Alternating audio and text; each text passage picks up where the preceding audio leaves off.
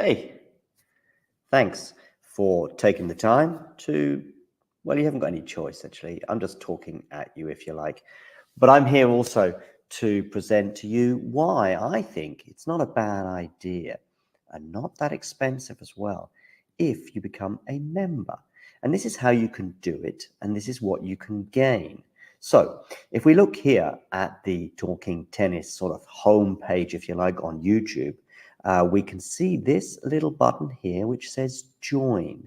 It is also pinned in the live chat as well, and you can also, I think, see it just below most of our videos, certainly the live ones and so on. Now, why is it a good idea to join and become a member? Well, in the live chat, you can add little funny things, you can add emojis and all sorts of things, but possibly more importantly, you can get to access some live videos, such as this one here, where we look back on the last sort of few moments from the Billie Jean King Cup. So there are little bonuses such as this one, but there are many, many more. And in fact, if we have a quick look at all of the members only stuff, I repeat, you will see very, very quickly some of the top stuff that we've had for members only over the last 12 months since the channel began. Remember, these videos are for members only. You can become a member from as little as about $2 a month, €2 a month, £2 a month, something like that. There are various different things. Oh, and by the way, you'll also be supporting the channel. So it's a win, win, win, win scenario.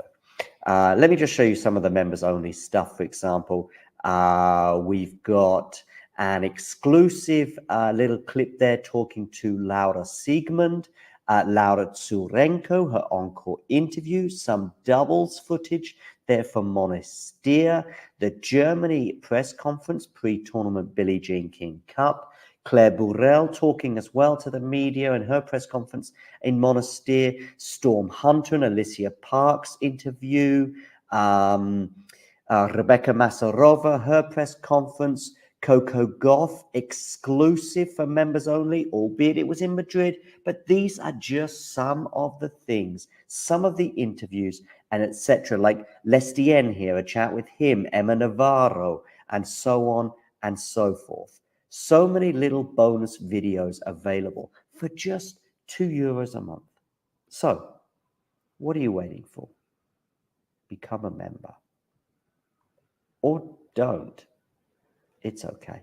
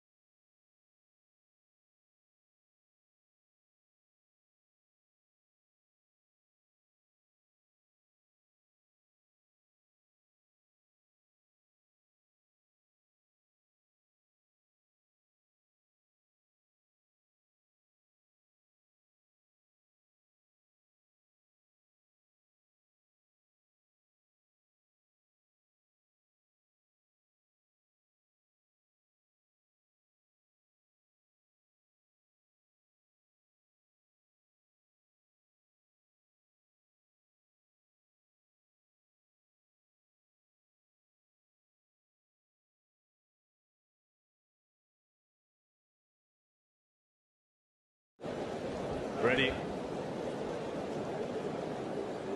Play.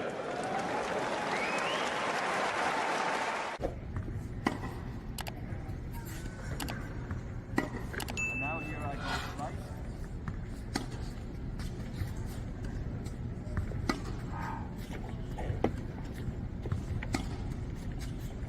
This is normal flat. You see sometimes you don't actually, sometimes you don't. And now here I go slice.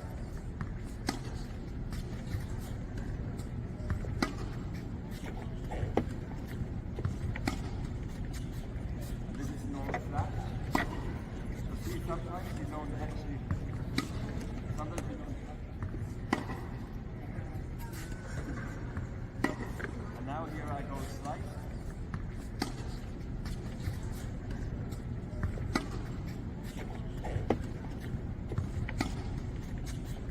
This is normal flat. You see sometimes you don't actually, sometimes you don't. If you enjoyed this video, make sure you hit that like button. Don't forget to subscribe and click that notification bell so you don't miss out on all things tennis.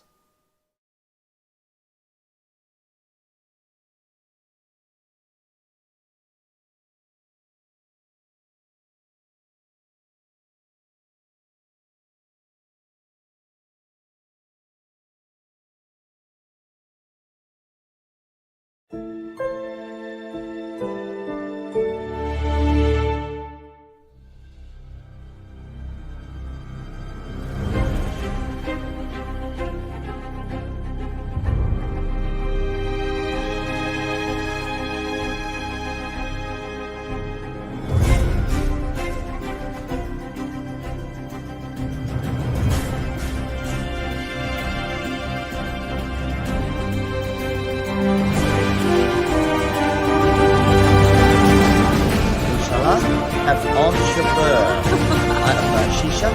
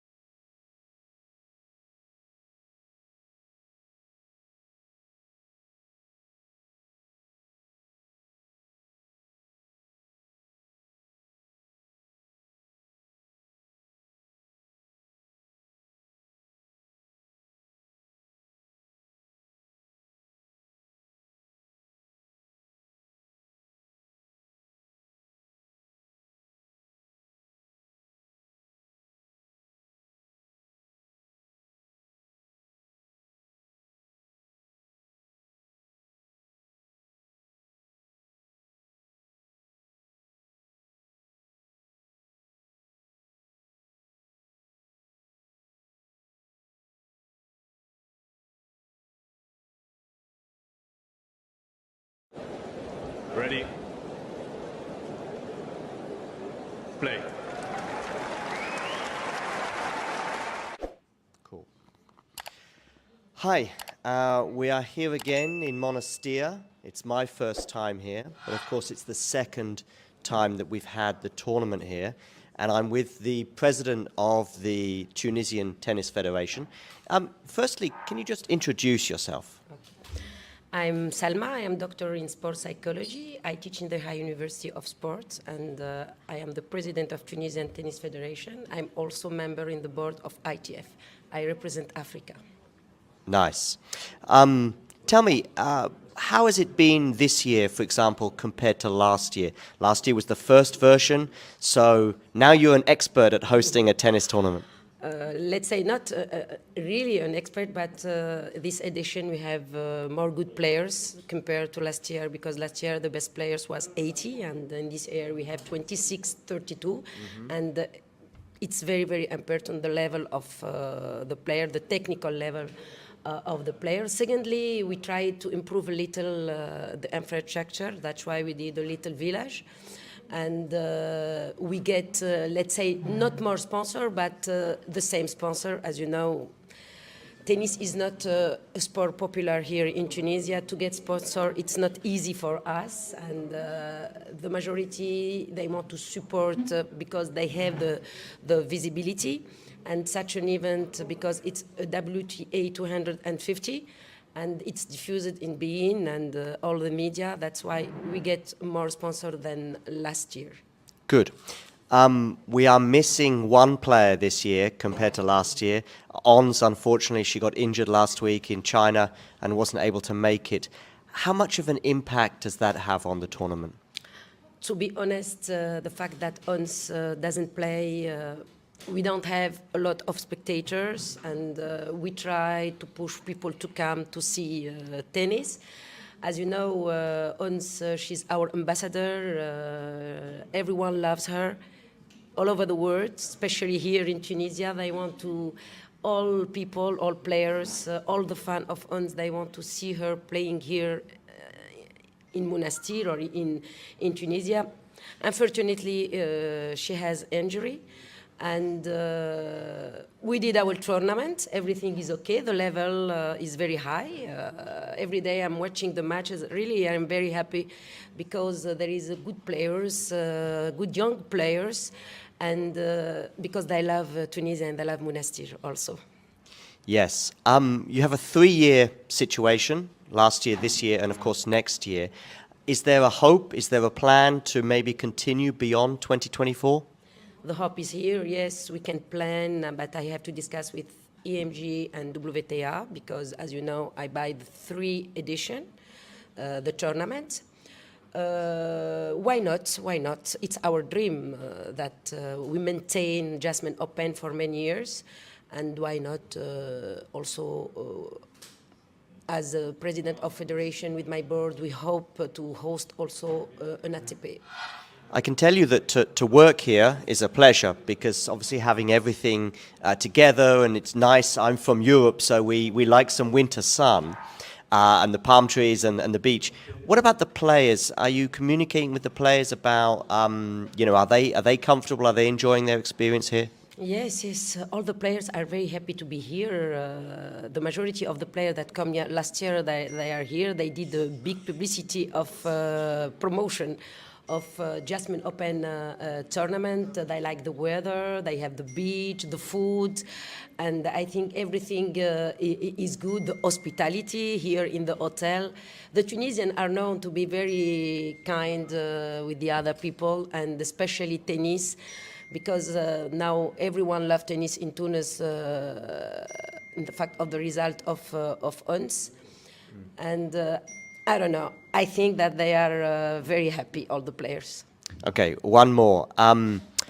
Next year, are you already sort of planning? I mean, are you looking at what happened last year, this year, and also thinking about, okay, what can we do next year to maybe, get even more players or make it even better for everybody? Have you already thought about next year? Yes, we are thinking about next year. First of all, the week. It's very important to get the best week because, as you know, this time, just before the Masters, it's good. We get a good players, but it's not really the week that we want to take as a federation. Perhaps the first week of October, it will be better.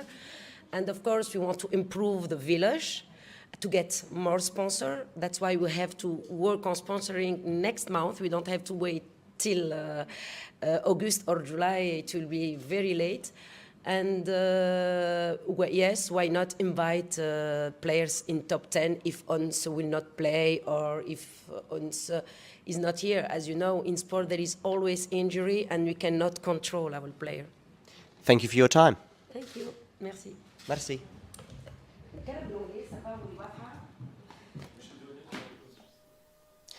If you enjoyed this video, make sure you hit that like button. Don't forget to subscribe and click that notification bell so you don't miss out on all things tennis.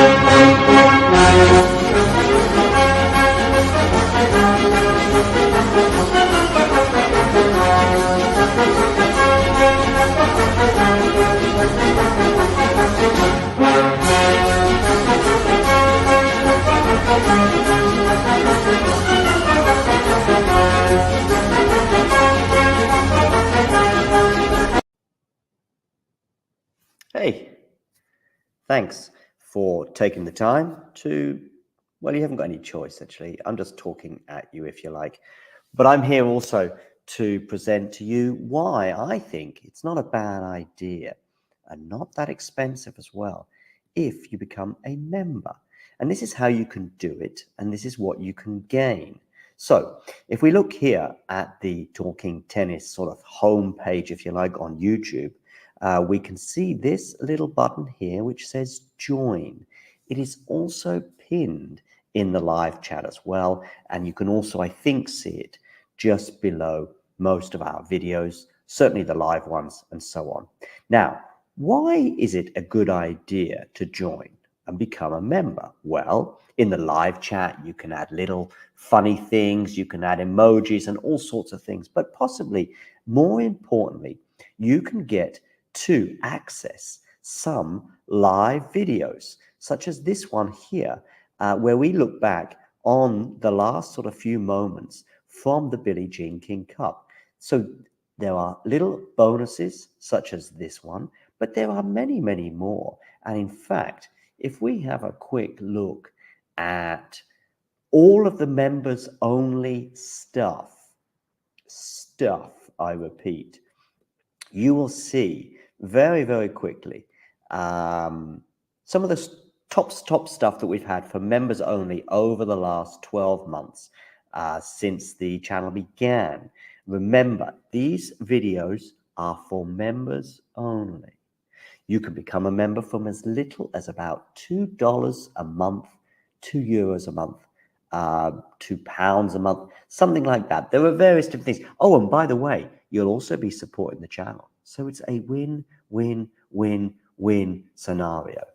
Let me just show you some of the members only stuff. For example, we've got an exclusive little clip there talking to Laura Siegmund, Laura Tsurenko, her encore interview, some doubles footage there from Monastir, the Germany press conference pre-tournament Billie Jean King Cup, Claire Burrell talking as well to the media in her press conference in Monastir, Storm Hunter and Alicia Parks interview, Rebecca Masarova, her press conference, Coco Gauff exclusive for members only, albeit it was in Madrid, but these are just some of the things, some of the interviews and etc. Like Lestien here, a chat with him, Emma Navarro, and so on and so forth. So many little bonus videos available for just €2 a month.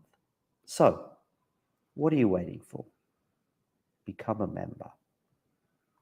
Or don't. It's okay.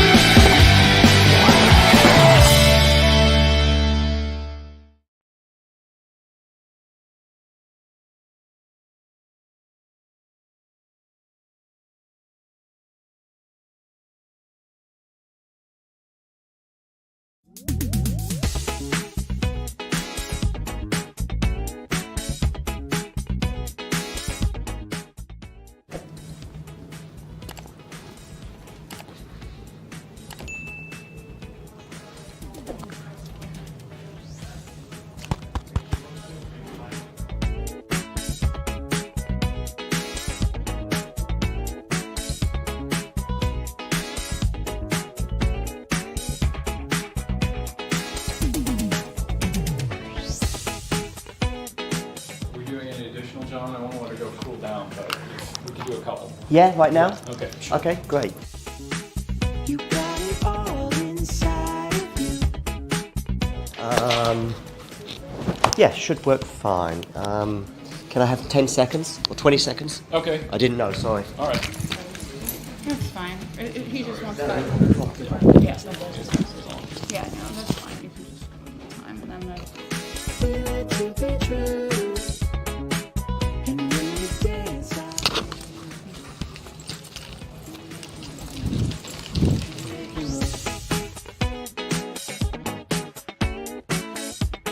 Yeah, sure. Is it okay to stand here or you'd rather sit down there? where do you want me? Standing here? is Here? Okay, yeah. I don't want to, make you stand up for too long. Okay, let me just check the camera's on. Yes, it is.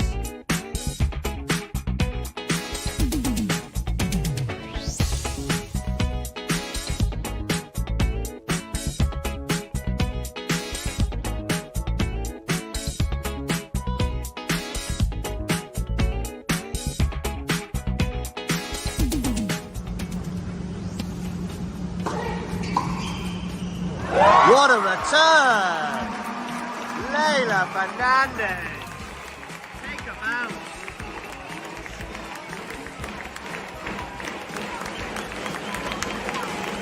Match point, ladies and gentlemen. Championship Billie Jean King Cup point. Get her in somehow.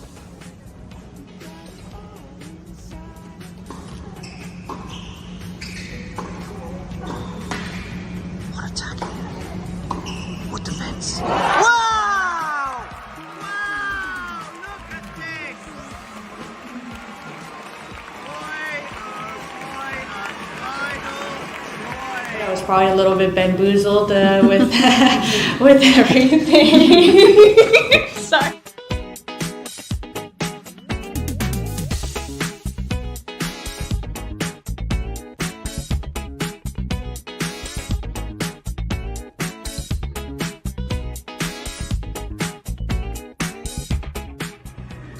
And Billie Jean King Cup 2023, that's a wrap.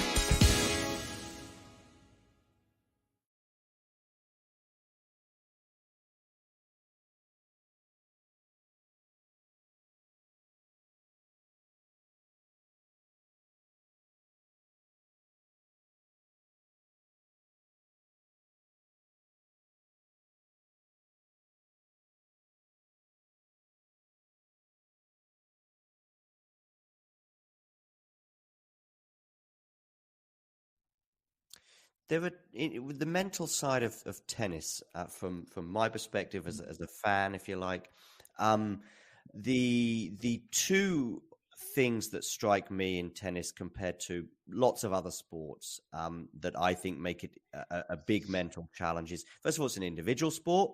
But secondly, so there's nowhere to hide. Like in football, in a team sport, you can just give the ball to another, teammate, and you cannot call for it if you like. But there's nowhere to hide. The other thing as well in tennis is again in something like football, you can be really nervous, but you can get a bit lucky. And of course, that can be the case in tennis. But basically, your body could be shaking when you're about to take a penalty. Okay. And you can still score because you can just put your foot through it, right? You just hit it as hard as you can, and actually probably you will still score because of the odds on that. Yeah. There's that in a sport such as darts, snooker, tennis, where you need to be pretty calm and you need to have a pretty steady hand. There's just nowhere to hide. Is there anything I'm missing, or am I underplaying something, or even overplaying? No. I think you're 100% correct. I think the real tough thing about these sports and tennis in particular, because of how physical it is as well, is the relentlessness of point after point. And if you're nervous, you have to fight through those nerves sometimes for an hour. And they might disappear for a while, but then suddenly, you're 5-all and it's tight again, and you're feeling very tight, and you have to manage it over and over again. And I think the best players in the world just use their tools and remember to use their tools in big moments. Because once you get to pro level, it's not like any player doesn't kind of know what they have to do, but it's in the heat of that moment that they either don't remember because the brain is frying a little bit, or they don't have the courage to use them. Yeah. So for us sitting there, I remember when Roger Federer had 2 match points against Novak at Wimbledon serving. Yeah. You're thinking serve and volley both. Okay. Yeah, probably Novak's not going to make a great return on both. Mm-hmm. Now I don't know what whether that what Roger was thinking, or maybe knew something more than that I did, but that was my thinking.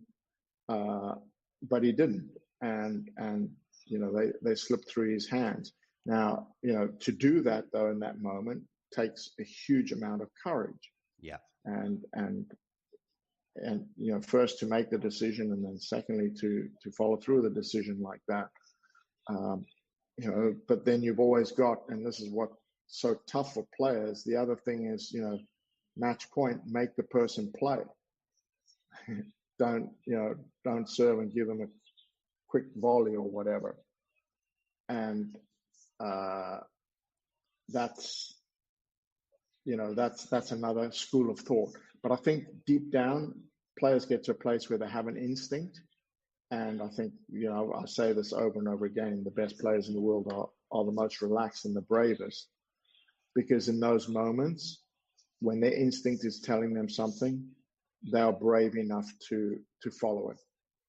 And which is why, and again, it doesn't guarantee you're going to win, but I do think it starts to push the odds more in your favor. I'll just say one other thing is, I don't know if anybody's ever been go-karting or any kind of motor racing or watches motor racing, mm-hmm. but when a driver gets in the groove, they lap like within 0.1 of a second, mm-hmm. Every lap, like in this unbelievable groove. Mm-hmm. But if they lose that groove, when they're in that groove, it seems so easy. Just do it, right? No hassle. But if they lose that groove, if they go a little too fast, then they slide out of a corner, they lose time. If they go a little too slow, then it's not effective, and the margins are so small to stay on that groove. And for players as well.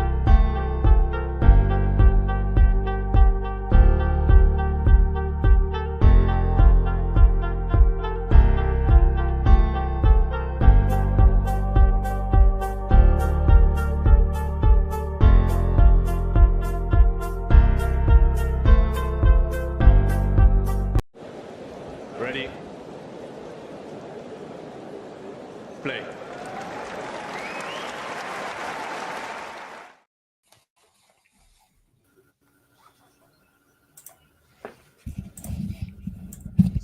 Are we live? We're live. Okay. So apparently John is just spreading lies all over the place. There's no rain in Indian Wells, thankfully. Not again. It actually is in the desert after all, it turns out. Yeah, it looks Hello, like it's Vansh. starting Hello. soon. Yeah. So- Hello there. Yeah, I'm still here actually. I'm just letting this stream boot. All right. Hi, Peter. Hi, hello. Should have gone. Yeah, probably you should have. Although, honestly, is the final lineup is it that good? Personally, I don't really care about either Indian Wells final today, but I'm weird. Thankfully, there's gonna be Bagnis Varias, there's gonna be Berrettini Borges, much better matches, but I'm gonna watch the Indian Wells finals anyway. Swiatek Sakkari, of course, first up. Probably the less competitive of the two. I don't know. Actually, that's kind of debatable. That is Okay. that is very debatable. I don't know. Let's debate it then. So why would you say that's less competitive? Because, well, the player of let's say the underdog is not really a player of the caliber of the other. Whereas for Medvedev Alcaraz, we're kind of more talking about surface and matchup stuff and things like that. Whereas here we're also talking about a quality gap.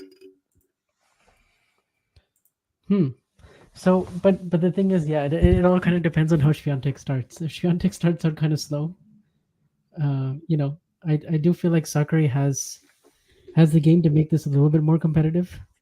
I mean, last time they played it was 4-1, right? For Iga in the final. Yeah, like And a it was classic something Iga kind of match very this similar, week, right? basically 4-1. Yeah. Yeah. And it was And like that's not 4-4, competitive. I mean, 4-4, that's not 4-4. competitive. That doesn't count. That doesn't count as competitive.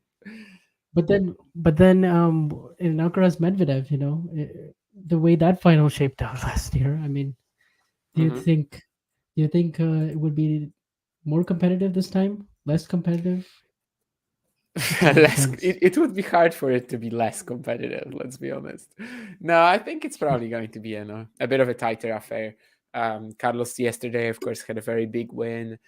I don't know, maybe this is a bit of an impact. Maybe he starts slow. I still expect him to win it, but I actually wouldn't be surprised at all with a Medvedev victory. I kind of think that this is a final that Alcaraz, yes, he should be cleaning it up, absolutely. There's no sort of excuse for him if he doesn't. However, there is a universe where that fails. Whereas for Swiatek, yeah, if it's a slow start, sure, but these slow starts have usually sort of run for about 5-6 games, and after that it's just the train leaves the station and there's no real way to catch it anymore. So 4-1. You mentioned that the previous final between them, of course, Indian Wells 2 years ago, that was the scoreline. If something similar happens today, no one would be surprised. That's probably actually the most likely scoreline out of all the possible combinations that we can have. I think that's possibly the best. Let's say the most probable. John, come on.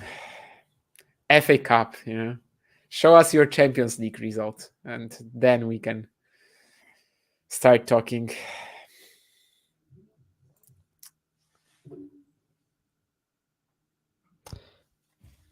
Yeah. What do you think Sakkari has to do to make this a competitive match?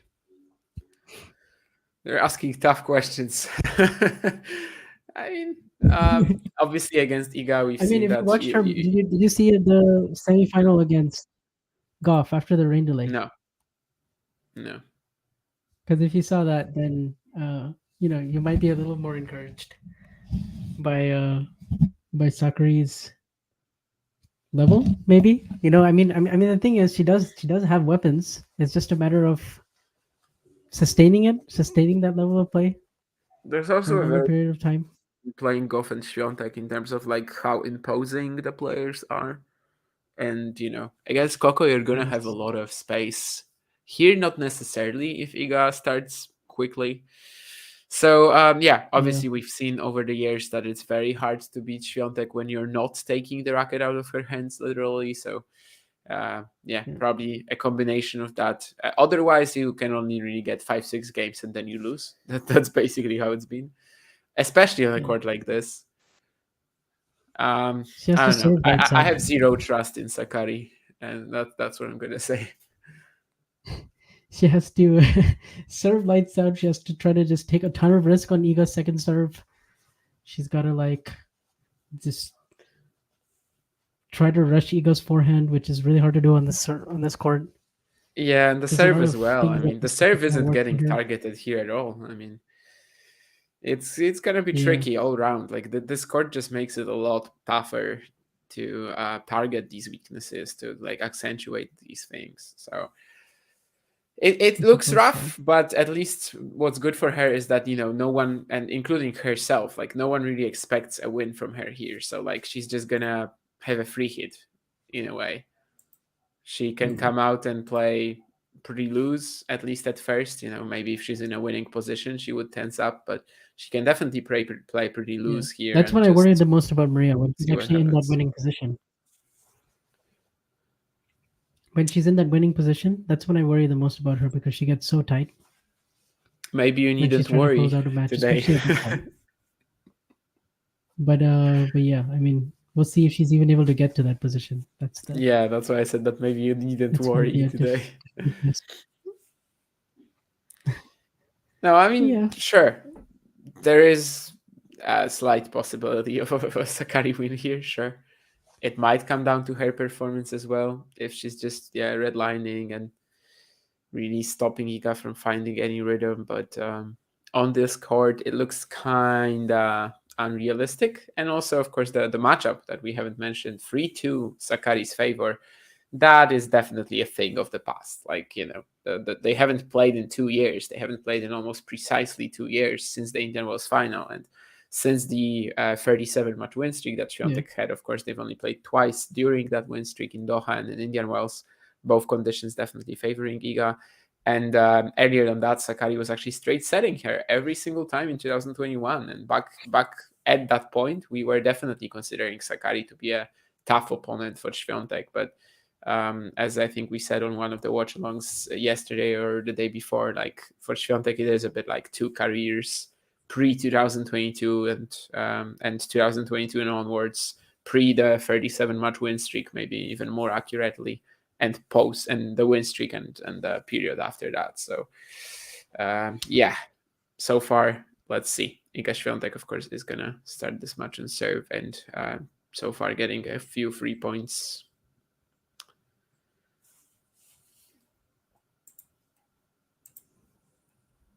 Yeah. Where are you at right now in your score? 30 love. Swiatek's second serve now. Yeah. And we are basically getting into Yeah, the that's rally. fine. There's a forehand error from Sakkari right about now. Okay. Tough to say so far if it's going to be a slow start or not, as basically we haven't really seen well, Swiatek have to produce anything in that opening game.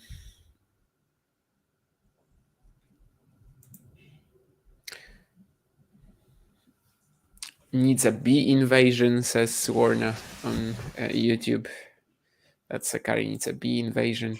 Well, you know, Alcaraz got stung, and see where he is right now. So who knows if that bee invasion would even favor Sakkari. Yeah, but we would love an opportunity to see Lance Davis again.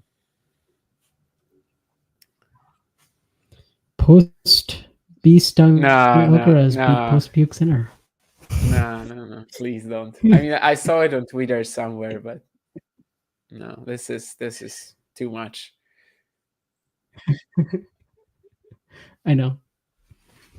But of course, we don't actually know if he got stung, or do we? Didn't he say it? Maybe, I don't know. Did he? I don't know.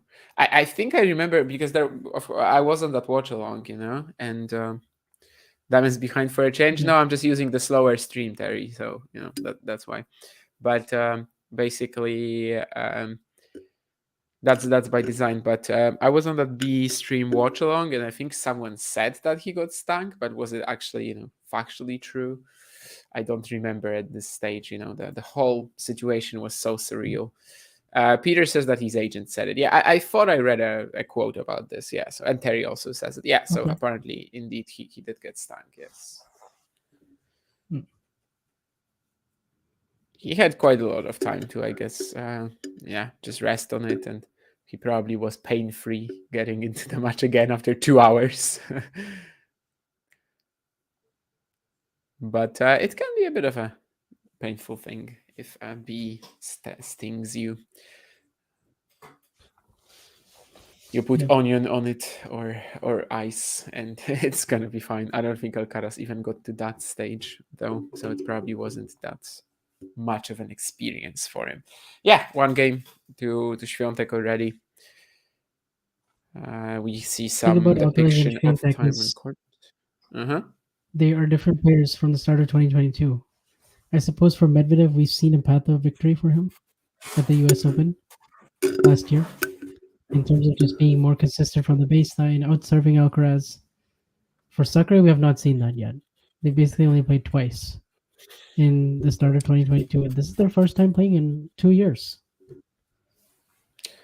Alcaraz, to me, like, I don't really specify pre-2022 and post-2022 because, like, to me, he's kind of more natural progression. But of course, yeah, for some matchups, it is relevant. Medvedev, I guess he's only played once pre-2022, and that was the Wimbledon match where, yeah, clearly he didn't have a shot. But, like, did they play at all in 2022? Nope.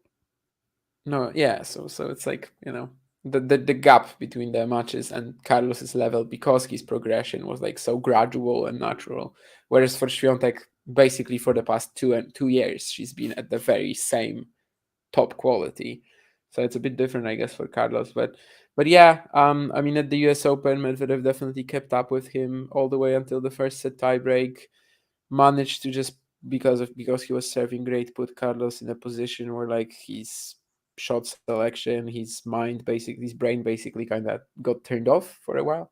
And yeah, he definitely played very well in that match. Obviously, as a whole, kind of made Alcaraz have to rely primarily on the serve and volleying instead of just use it as like a, very effective but still like a surprise tactic. Carlos just didn't have a clue how to win points otherwise. Yeah, it is possible. I mean, yeah, sure. David Witt on our screens, of course, until recently the Jessica Pegula coach, now working with Maria Sakkari, and quite an introduction to their partnership, really, this event is. Yeah. This is the third final for Sakkari. Yeah, of course. Of course, this can be totally random, obviously. This is also her best event on the tour, like the last few years, really. So yeah, it's just such a good quote for her. Is it her third WTA 1000 final? Am I forgetting about something? I guess she made Guadalajara back to back, right? So yeah, it's 2 finals in Guadalajara and 2 in Indian Wells. She has a title and a runner-up finish in Guadalajara. In Indian Wells, she already has a runner-up finish, but doesn't have a title. Maybe it will happen today. Although the point that I just watched does not really suggest it. Just leaves way too much space for Iga and gets burned by the super heavy forehands and eventually the drive volley finish. This has not been the most active start from Sakkari, let's say that. Like, she hasn't really come out swinging, but I mean, who knows? Maybe she's gonna get this game and like just ease her way into the match a little bit. She makes the first serve, hits her spot, but Swiatek is just returning it, and now the rally is neutralized, and they're going forehand to forehand, and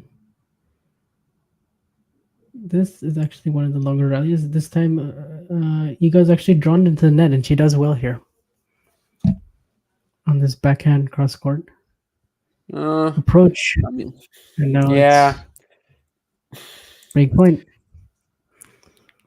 Like, it was a little lift. I don't think she had that much control over it, but yeah. She does lift it into the corner. It does kind of look like it's going out, but I guess the topspin keeps it in. Yeah, it does. I thought it was out at first, but I guess it caught the line.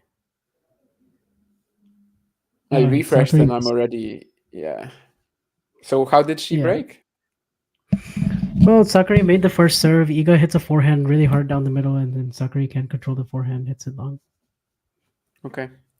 Because I actually missed it. I refreshed the stream and then I was already at 2 off. So, Yeah. but yeah, not the greatest start for Sakkari. And as we said, like she's not playing like very active tennis so far, which probably she needs to do, especially if Iga is hitting like this. And right now the volleying actually, like you would never say that this is a player who struggles at the net based on this point right here. And right now it is, yeah, it is Iga's forehand that's really taking over as well. Oh, and the volleying, yes, this point right here at first point of the third game. It's a very good volley. And, you know, the volley doesn't have to be that good when the approach is very heavy. And Sakkari also has a very flat backhand. It stays very low, kind of skids through the court a little bit. So the more you make Sakkari play defense on that wing, the better off you usually are. She didn't do poorly here. Like the open stance backhand pass that she was trying to hit, Yeah. it was pretty okay. You could probably find some flaws in the Iga approach, but yeah, with the finish, she was absolutely the Iga approach spotless. was- So Yeah, I thought it was just a classic approach volley point with Iga just being clinical at the finish. Yeah, so far it's looking pretty dominant. are you already on board with this being the less competitive final or not? Not yet. Still giving a chance to Sakkari. Of course, we'll see. Tennis, it has that weird or like beautiful, depends on who you ask, scoring system, where basically Swiatek can bagel her in the opening set, and For me, it suddenly was she all just loses kind of the first dependent on game. how she starts, and this does not look like a slow start to me. Just like in the semis. I mean, yeah, John, the 3 out of 4 matches basically, right? At the very beginning, only against Putintseva did she start pretty well, but against Noskova, Collins, and Wozniacki, it was like the same, really pretty much the same scenario every single time. She loses the first few games, or like at least it's competitive.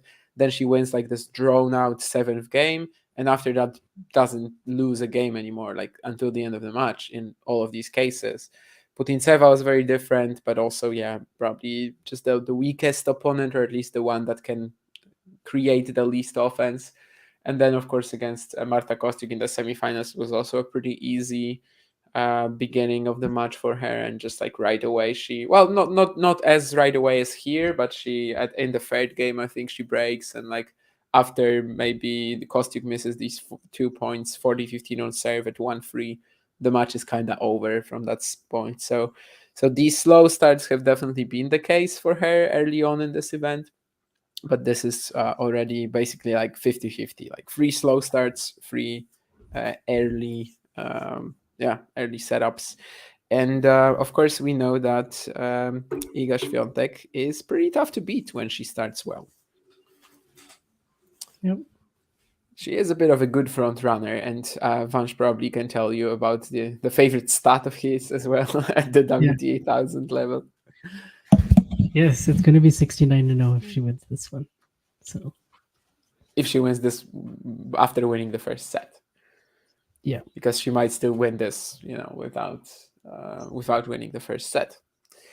Although that does not look like the most realistic script for this match right now, but we'll see. 12 minutes in, Iga Świątek, 3 games to love. Certainly some errors that Sakkari could clean up, like the volley that she missed in the previous game, the forehand that she had, like off a short ball as well, I think, at 30 love. But yeah, she hasn't really come out swinging the way she probably has to in order to really trouble Iga here and really put her under any pressure.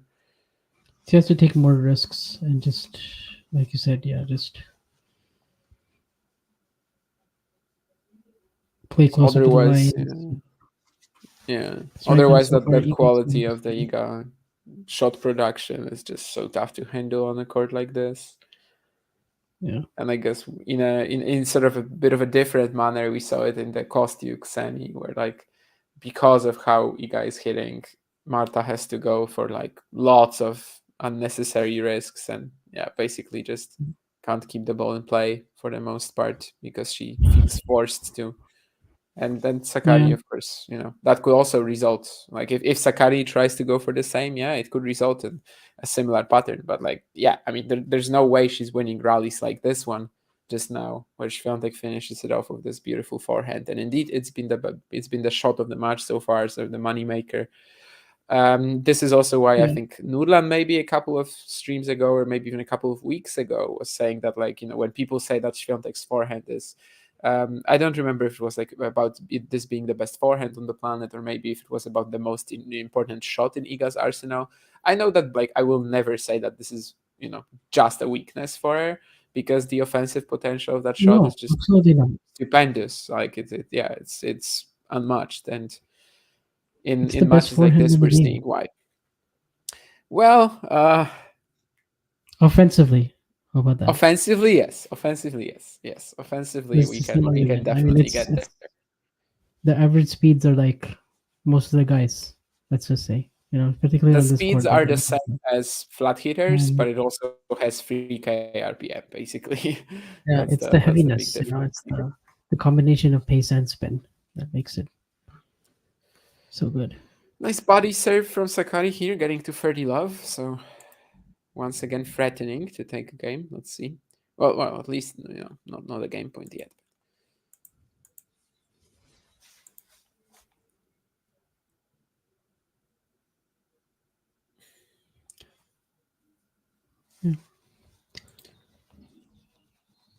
Of course, for Medvedev, he's been broken 16 times this tournament.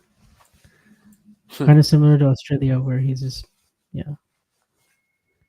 this serve is not quite the weapon that it is, but at the same time, the forehand is really sort of improved shots since 2023. So he's got that going for him.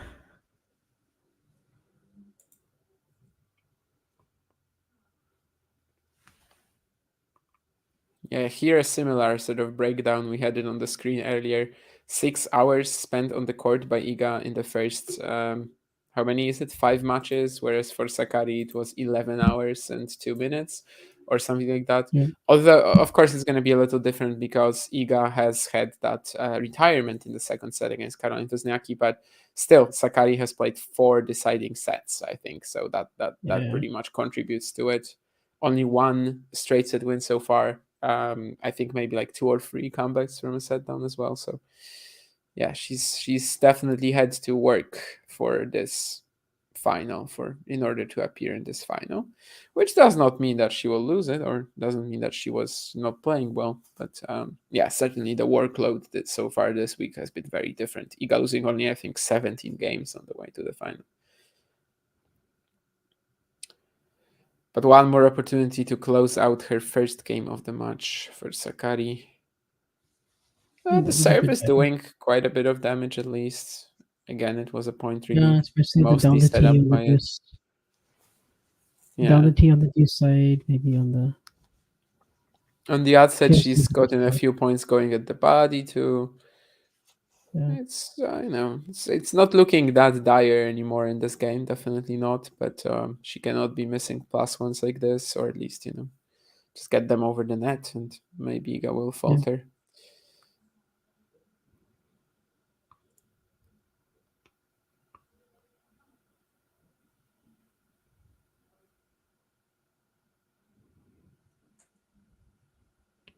Did you see any of the Paul Medvedev match? No. I did not go to bed directly after Alcaraz and Sinner were done. However, I obviously just watched Berrettini Vukic instead. Nice. How does Berrettini look this week?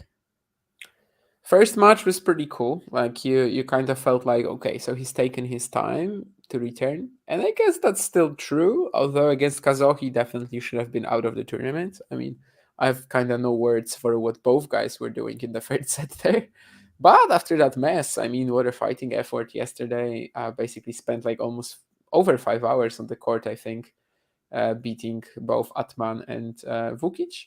And well, he definitely fought well. If whatever we're seeing sort of with his game, sometimes he looks a bit sluggish. Sometimes he's got a tendency to, let's say, I don't know, slice approaches. He's thrown out like a billion of them this week. But if it's just rust, if there's no like underlying physical conditions to all of that, it's a fantastic start. Obviously, to just get 5 matches in. I don't think he's the favorite against Nuno today, but obviously it's a match that he can win. And yeah, just getting 5 matches in is massive. Maria Sakkari also gets the first game on the board, so that's pretty nice for her Yes. too. Finds this sharp angle on the backhand +1, and we have a match on our hands. We'll see. We'll see. Yeah, didn't he play Vukic last year as well in Phoenix? Berrettini? Yeah. He lost to Shevchenko second round or the quarterfinals. I don't remember, but I don't remember who he beat before playing Shevchenko. But you might be right. I don't know. I can check that. Yeah, I just don't remember who Berrettini played at all. Nuno started against Schwartzman. That was the other half, and Berrettini, of course, at the time was the top seed, 23 ranked, I think. So it was a pretty big story for him to even be in the Phoenix draw at the time.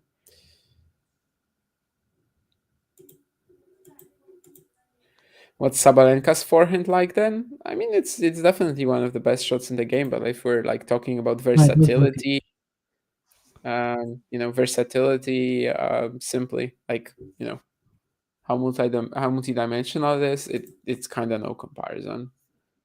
Has a lot of flat power, obviously. Has a lot of just raw attacking potential in that sense, but I don't think it really stands up to Swiatek's at all.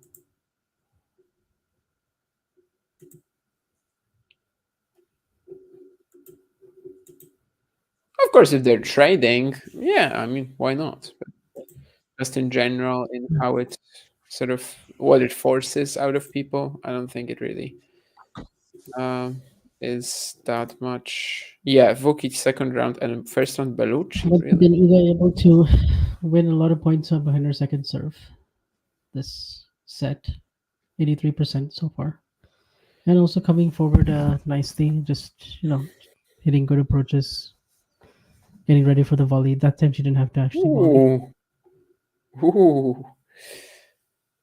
That time she misses this one, right? Yeah.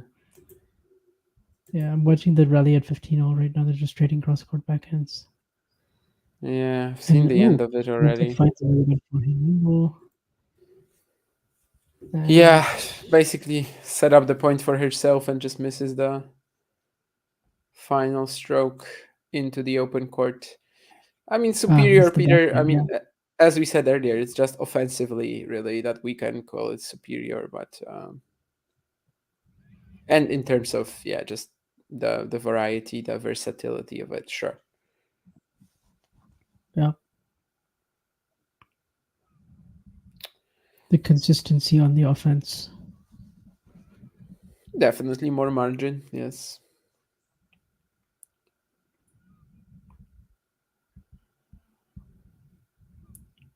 Okay, she does get the first serve. Error.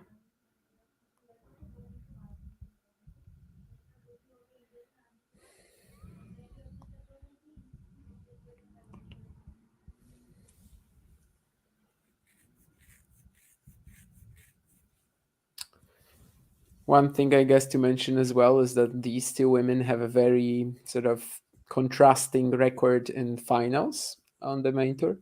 Sakkari being 2-7 up until Guadalajara, of course, last year, of course, a pretty infamous stat that she only had this one Rabat title from 2019, while Iga is currently 18-4. Yeah, but she just missed that forehand. Pretty routine one. So Sakkari does have a break point. Yeah, Sakkari getting some fairly decent results right now just by keeping the ball in play and actually getting a few errors from Swiatek. but the breakpoint is saved with a big Yes. serve and then the put away forehand, which could have been a little tricky. I mean, with where it landed, sometimes a position like this can be a touch uncomfortable, but she didn't really make it that this time. 18-4, those are umpire numbers. I mean, umpire is what, 6-0? Yeah, okay. Yeah, Ugo is now 6-0 after Dubai. Oh, and Sakkari does return that first serve and gets the backhand inside out. Return, finds a decent angle on it. Yeah. Gets Iga on the move, gets the error. So this is once more an opportunity. And she'll actually get it. Once again, just kind of returning a few shots, especially that backhand down the line from Swiatek. She gets a little bit more loop on it, and eventually Swiatek cracks. So, from that very high quality start, she does make a few errors here, despite not being pressured all that much from, despite not being under pressure from Sakkari all that much for the most part, other than the return cross court. Let's see if this is going to be like a maintainable I felt like that hold dynamic. That hold at love 3 was big, just to get on the board, just to feel like you get some momentum going, and then now she's actually just making a lot more balls, some good depth, good consistency, trading with Iga from the baseline. So she's in this match now. Now it's just yeah. We'll now she's back on serve technically. I mean, with Swiatek breaking about 50% of the time, we'll see if she gets there. But she's basically back on serve now, and just making a lot more balls right now. And so far, it's been enough to get these errors. Also, the return at deuce definitely has to be mentioned as one of the best shots that she's hit so far. Basically, giving her yet another chance. On the backhands, she was able to find that angle that got Iga on the move and hitting a forehand from just outside the alley. So it's a good. May sound a little weird that the backhand return is her best shot so far, but it kind of is. Will the Tash come back for the Storin? No, definitely not. I would not go anywhere where I want people to sort of think well of me, like, no. This is just for streaming and random stuff here, but I wouldn't go to a tournament with it, no.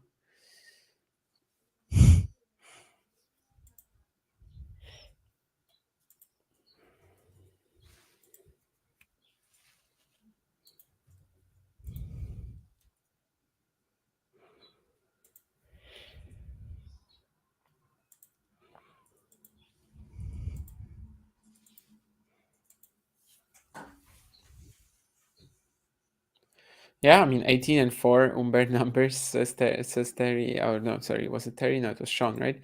Sorry. No, it was Sean. But basically, I will have to say that if you multiply it by 4, for example, right? If she gets to 76-16, that would be absurd. But of course, it's going to get tougher with more sample size. But 18-4 is pretty ridiculous. Someone posting a Polish tongue twister in the chat. I don't know, Vansh, if you want to have a go at it. Oh, no. I'm good. Sure. I can imagine it's being a little tough with all the sh, and stuff. No.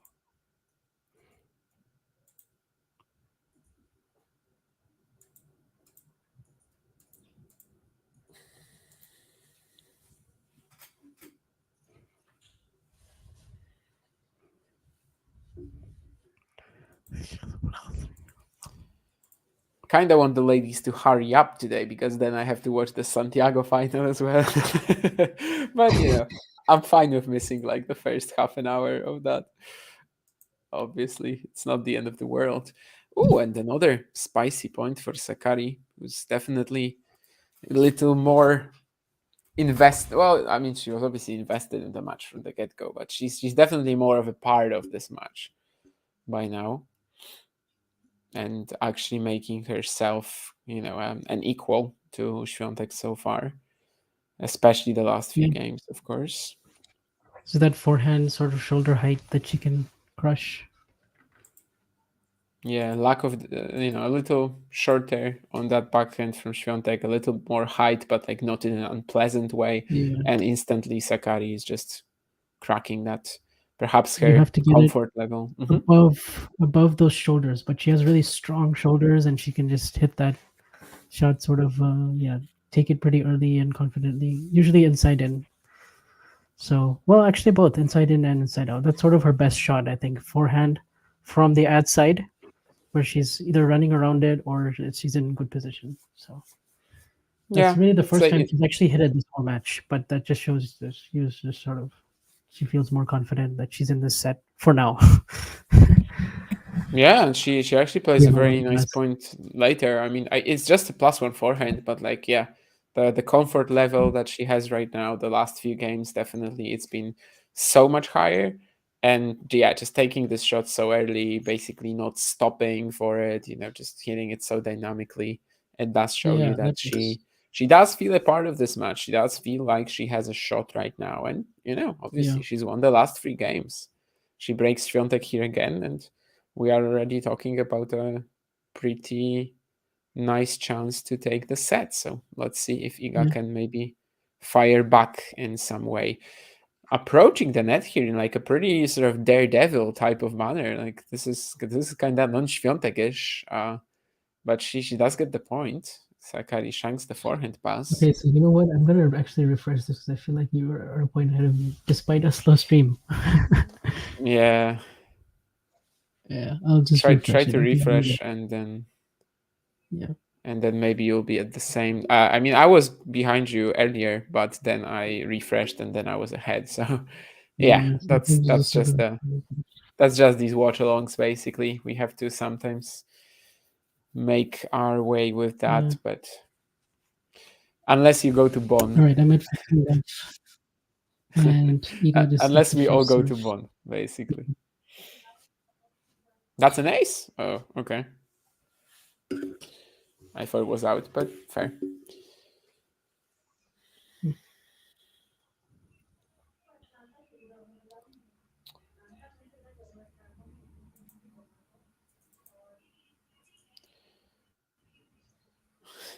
How This excited are you to have another happens when Kozlov? it's buffering and I fall behind. Huh? Ah, it was an ace. Oh, so you're I also think it's the behind. ace. Okay. After refreshing, you're also behind. Okay. Yeah, because it started buffering. So when it's buffering and loading, Okay. then it Yeah, goes yeah, back yeah, yeah. behind again. That's what happens. So we'll just 4-3 refresh it now. again.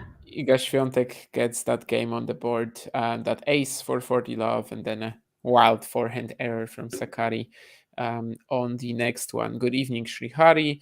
Boa tarde, Jasira. Barbosa Machado. Yeah. And Keen is asking about Boris Kovic. Okay, I'm trying to pronounce Huh? that now. Yeah.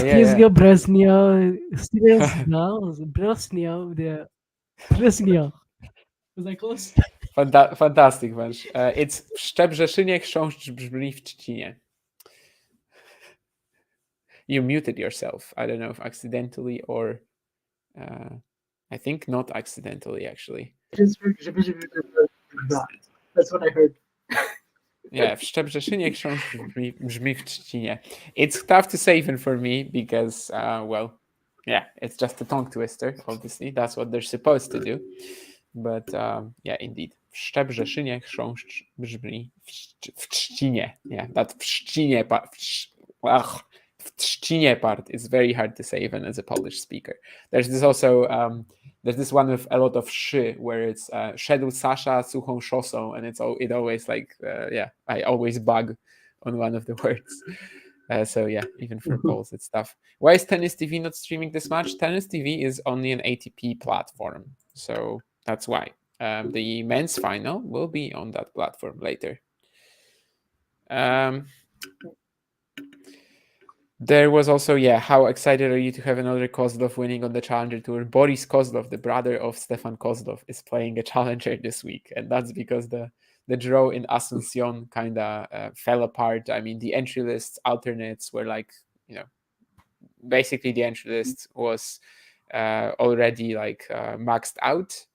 Like, a lot of buys in the qualifying, and Boris Kozlov actually managed to get a seeding in that qualifying, and he beat a Mexican wildcard today. I have not yet seen Boris Kozlov play. Based on his results, I would say he's probably going to lose to Juan Pablo Paz, but, well, he was a college player. I don't know. Maybe he's actually better than we expect.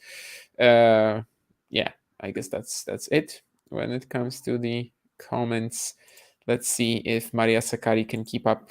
Well, of course, she lost the game, but She she's plays a very still, good she's still on good momentum. plays a very good opening point of the game was very good. Just in terms of hanging with Iga from the baseline, finding some good angles. Looks like she's just she's back in this one. But for how long? That's the question. She's clawed her way into the match. She's like very much at ease with what Iga is throwing at her by now. Like, she's not actually getting overwhelmed by the ball striking anymore. She's keeping the ball in play nicely. Usually that sort of thing only lasts for a while against Swiatek, but we'll see. Maybe this time it will be different. 6-4, 6-1 was it in the previous Indian Wells final that they played? So who knows? Maybe Actually, this is before also this a score. match, someone asked me what's the score going to be, and I said 7-5, 6-1. But I just was, that was me thinking that Sakkari would keep it very close in the first set, which is actually happening now. But I don't know if she actually gets another game. We'll see. Oh, she does get an ace.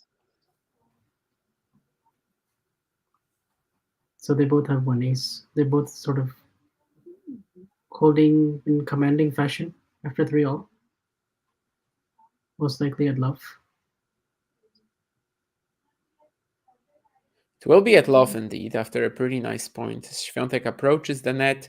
There's nothing inherently wrong about the volleying here, but it's not, it's not perfect. It's not spot on, and Sakkari manages to pass her eventually, sort of with a couple of shots, with a combination of passes. Yeah.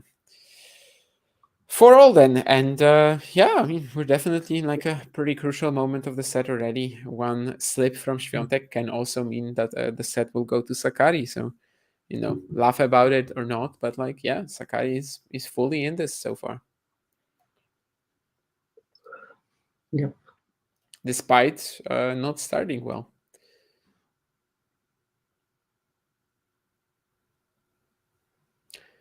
My eyesight has been horrible today. I would have said that this return was out. I would have said that the Swiatek serve. That this return was in. I would have said that the Swiatek serve earlier was out. Apparently, I lost all my line calling power. Thankfully, I am not a line umpire. We also won't need them anymore soon, at least on the main tour. They are, of course, not present at this event either. You can't really tell from the screen that well sometimes, so. Yeah. The feed can be very misleading for sure. It's very rare that you can say, I don't know, at the challenger level, for example, that this was a clear umpiring mistake, because, most of the time you're not going to have a clear view of the ball, and you're not going to be able to like fully tell. But Sakkari right now, the better player for the past few games, and let's not be scared of saying that. Another great point here. She gets a shorter ball, instantly is on it. Couple of very good forehands to get a shorter ball and then go back behind Iga. Is sort of just a very heavy, good shape. Gets the ball sort of shoulder height. Yeah, she's staying competitive here.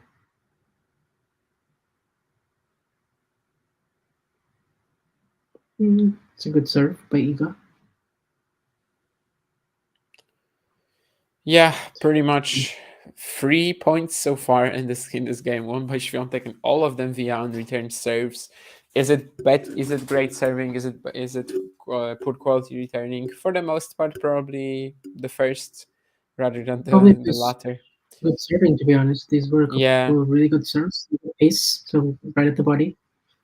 Sakkari was, yeah. making returns And you early know on, what but definitely shifts it into the good serving category instead of poor returning? It's the serve that Iga will win that game with. That okay, takes it I'm to seeing that that. right now.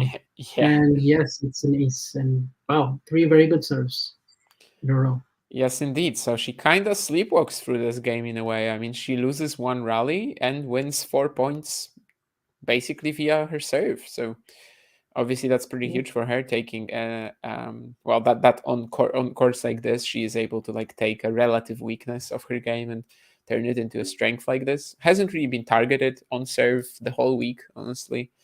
So yeah, that's definitely part of why she's been so confidently winning her matches. But this is so far not confident at all. Like Sakkari off the baseline the last few games has been the better player, and it's really all about maintaining it right now, especially as she is going to be in that pressure position, and 4-5 in the opening set. She has to serve to stay in it.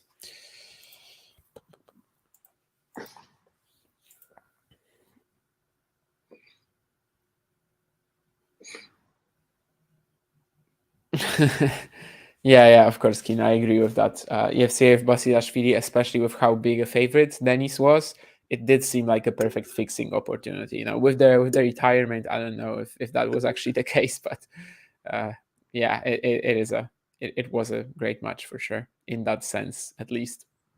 Is Osaka close to Sabalenka in terms of power?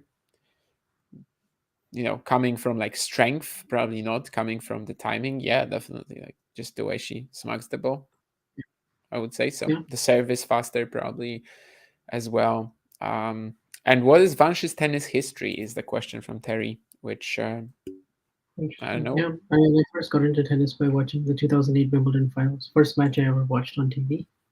So obviously a great introduction to the sport. Yeah, And from that, I just kept playing.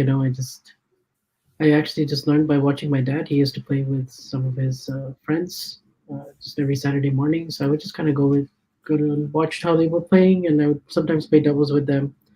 Then I just kind of got into it, started training more regularly, playing some more tournaments, and then I got more into sort of writing, watching, later podcasting, but that didn't come until basically COVID hit. So yeah, it's been kind of a very gradual progression, but it started from the 2008 Wimbledon final. I might be a bit older than Vansh, but in terms of tennis, he is actually turns out a bit of an older But fan than me. I would say that from 2008 Wimbledon till about 2011, I actually didn't watch that much. Like maybe That just still a few makes you times. that makes you slightly So older than me in terms of I tennis say fandom. 2008, but that was when I like first like was learning the rules and like how the scoring system works and like who Roger and The Rafa scoring are. system is not in favor of Maria Sakkari right now. A couple of sloppy errors, but also this one great point where she plays a cool volley. Iga tracks it down, plays it like across the net, but then Sakkari throws out the pass, and it was just like by a tiny bit. But this tiny bit currently seems to be like just fully deciding the outcome of this game. Of course, we'll see if Iga actually clinches it from 3 set points up. She has just missed the first one. But yeah, that tiny miss there. I mean, without it, we Mm, would have 30 all right now. And that was with that, we very still have close, but 2 set points for Iga. Yeah, Sakkari looked kind of confused. Like she was pretty convinced she was gonna make that shot, and indeed, it yeah, was so close. But let's see. I mean, another set point has been saved. Iga misses the return, so 40-30 now, and by now, of course, we are definitely in a position where like Sakkari can easily climb out of this. It's all about the next point.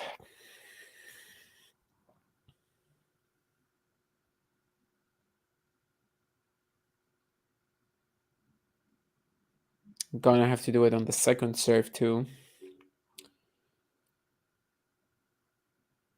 So it makes it slightly trickier. We'll see how aggressive Iga is with her positioning. Is she gonna try to slap it completely or not? Not really. It's like a heavy return, so there will be a rally. Ooh, but yeah, that's a pretty clutch combination on set point, I think, to sort of just send Sakkari flying to that forehand corner, backhand down the line, and then finish it off into the pretty open space. It's just pretty much like a very very repeatable pattern for her here with the deep Yeah. return and then just I the mean, combination. of usually the shot. backhand down the line, higher part over the net, less margin, but man, the way Iga gave herself time and space to construct that, and it's pretty brutal. And I would say it is very repeatable. She can do this Yeah. very It's regularly. not actually low margin because she's, even though it's higher part of the net, like she's still playing it at, let's say, a meter above the net anyway. Yeah, there's a lot So of height on it, and like yeah, net it doesn't clearance. matter Like, where the net is. Like if it's the higher for part her, of the it's high part, margin because yeah. she's able to get that. I think this is actually the point right now on my replay, and yeah, I mean the ball just goes so high over the net that it doesn't really matter which part of it is, and that's not to It's say that she's clear. playing it safe or that she's pushing it, not at all. In fact, so yeah, I mean Sakkari was up there with Iga. I mean she was keeping Yeah, up she with was. her. I would say she was even the better player for about 3-4 games. Yeah, sure. I mean, off the Yeah. ground, 100%. Like even the 4-all game that we mentioned, right? 4 unreturned serves for Swiatek. So that definitely can be seen as a bit of a, well, I don't know if a missed opportunity because these were some great serves for Iga, but like that was a moment where Sakkari still was dominant of the ground. So like, if we get, let's say, 5 rallies there, she might have a chance to break, but we don't get these rallies. And then we actually have her very quickly going down low 40 with that one narrow miss and a couple of sloppy errors. So yeah, 6 for Swiatek, but it was not as pleasant as probably you would assume pre-match. Of course, you said that you kind of expect the first set to be close, although that was maybe based on a slower start for Swiatek, which we haven't really seen. It was just like Sakkari easing her way into the match and actually for a while being at least as good as Iga. Yeah. So I mean, we got a good competitive first set. Now the question is just, does Iga run away with this second set, or does Sakkari hang with Iga a little bit longer, like she was able to do after laying down 3-love in the first? Of course, Iga will also serve first in the second set. So let's see if this first game will tell us a lot.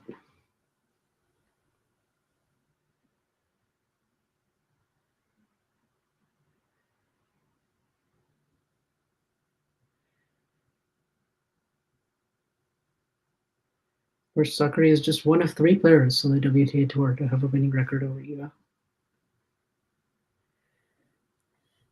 3 players who have a winning record against Iga, you mean? Yes, active. Oh, I don't actually know. I mean, it's Krejcikova and No. Rybakina. Oh, of course, Rybakina. Just Rybakina and Ostapenko. Oh, Penko. Oh, yeah. I mean, of course, we've been chatting about this all week, and I forget Ostapenko.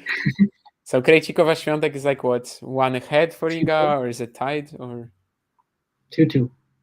Ah, so it's tied. Okay, so I wasn't that far off at least.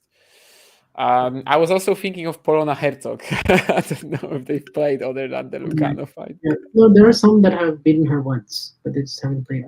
Yeah, you're like, I'm assuming that you're like for instance, 2 matches at least, I guess, right? Yeah, 2 matches at least. Otherwise, it's not really a true losing head-to-head. Only play once. Yeah, I was Polona Hercog was gonna be my other guess, but I don't know if they played other than the Lugano final. I don't think so. And also Polona Hercog is like questionable when it comes to being active, I suppose. Although I think she came back recently, I think actually. So I think she still counts. In fact, she is 12-6 for the year, and she played at the end of February. She was still playing. She made 2 ITF finals in Antalya this year, so she definitely counts as active. But yeah, she only has 1 match against Iga, so we can't really count it.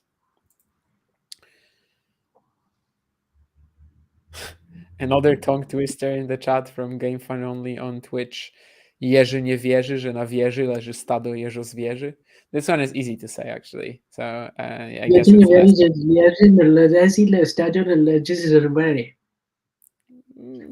Yeah, if you want to. Jerzy nie wierzy, że nasz wieży leży stado jeży zwierzy. Yeah, this one is of course all about that RZ and Z with a dot that we have here in Polish. There's just too many Z's for me. There's Yeah, too many Z's and Y's and And J's that just. if you knew if you knew like how to read every single thing, like if you knew the basic strategies of Polish pronunciation, you would probably like I could teach you this in 5 minutes. But of course, yeah, if you're not Polish, it's going to be tough, and especially recognizing when to say V or when to say W, like the W and V, and also J's are tough probably, and of course the sheer sort of purpose of this tongue twister is that Z, RZ, Z with a dot and stuff. Has there ever been a serve bot-like player that's favorite surface was clay? A very interesting question. I mean, is there an Opelka where like very good on clay actually? And sometimes when you're so tall, the higher bounce can help you. Huh? Isner's best major was actually Roland Garros. So it was very close between Roland Garros and actually, the US Open was probably better than. I would actually French, say US Open was better because he had the bigger highlights. But like the win rate was similar. Yes, the win rate was similar between Roland Garros and the US Open. So I can't really say that it was his favorite surface, clay, Isner, but like there wasn't much of a difference between him on different surfaces. So Opelka made Rome semis, I think. So they are like not specialists, definitely not clay specialists, but yeah, you could say that they did well. I mean, there's probably an answer somewhere, but we're just not able to come up with it just right away. But there's probably an answer somewhere.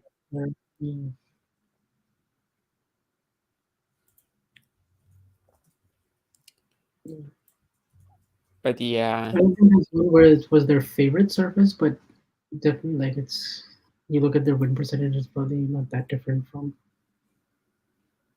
Yeah, you're gonna find a lot of players who are like okay on clay and not that far behind hard courts. I don't know if actually specialist is something that we can come up with. I wonder. I mean, of course, there are big servers who will do well on altitude. Well, actually, no, there is a servebot-like player whose favorite surface is clay, and he's currently in the top 20 or around the top 20. No, that's also fair, but there's also Nicolas Jarry. Yeah, Jari, but I don't sure. Yeah, I think that's probably the best one. Yeah, sure.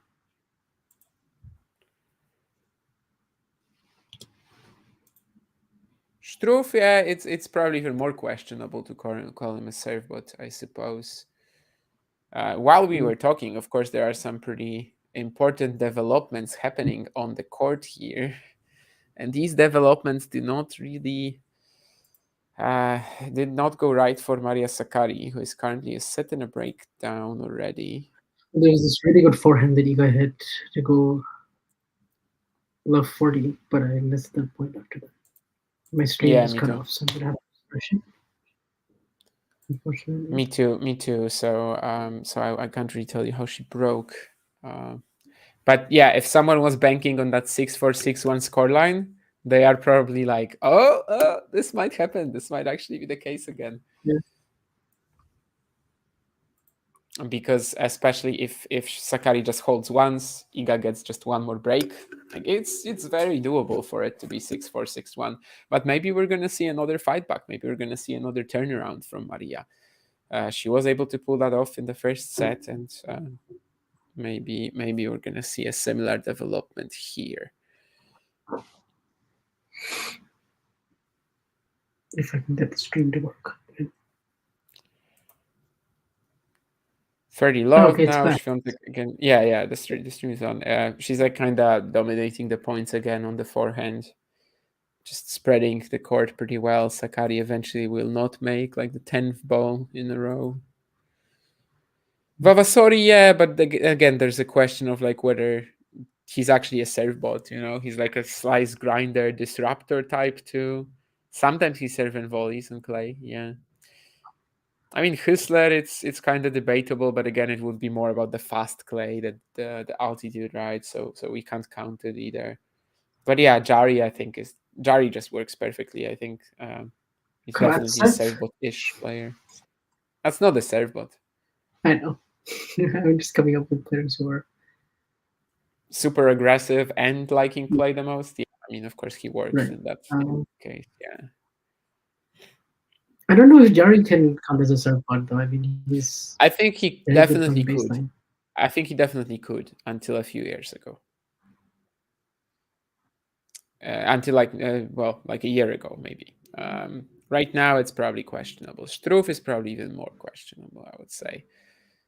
But it's gonna be doable. Like you're gonna find some answers for this. Maybe the 2019 version of Jari was more Yeah, serve body. I think so.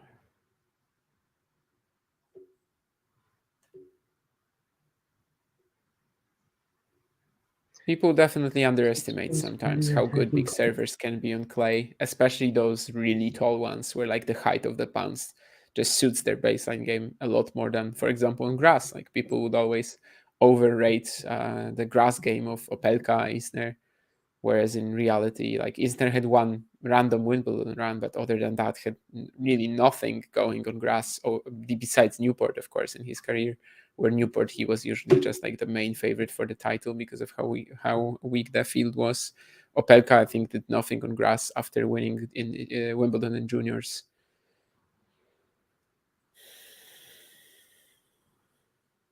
Yeah, we also had, I guess, Anderson almost make the quarters in 2018 of Roland Garros. The Yeah, famous match Candy where was he very like 6-1, solid. Candy 6-2, was 5-3 very over solid on Schwartzman. grass too. Yeah.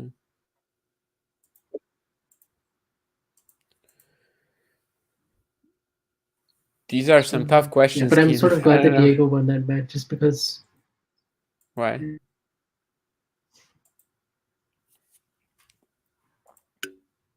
Oh, because he actually pushed next round. Otherwise, Nadal would have no match. Okay. Sure. Yeah. Nadal Anderson on grass, probably not the best idea. Yeah, these are tough questions, Keen. I mean, I'll think about it. What new Then player has the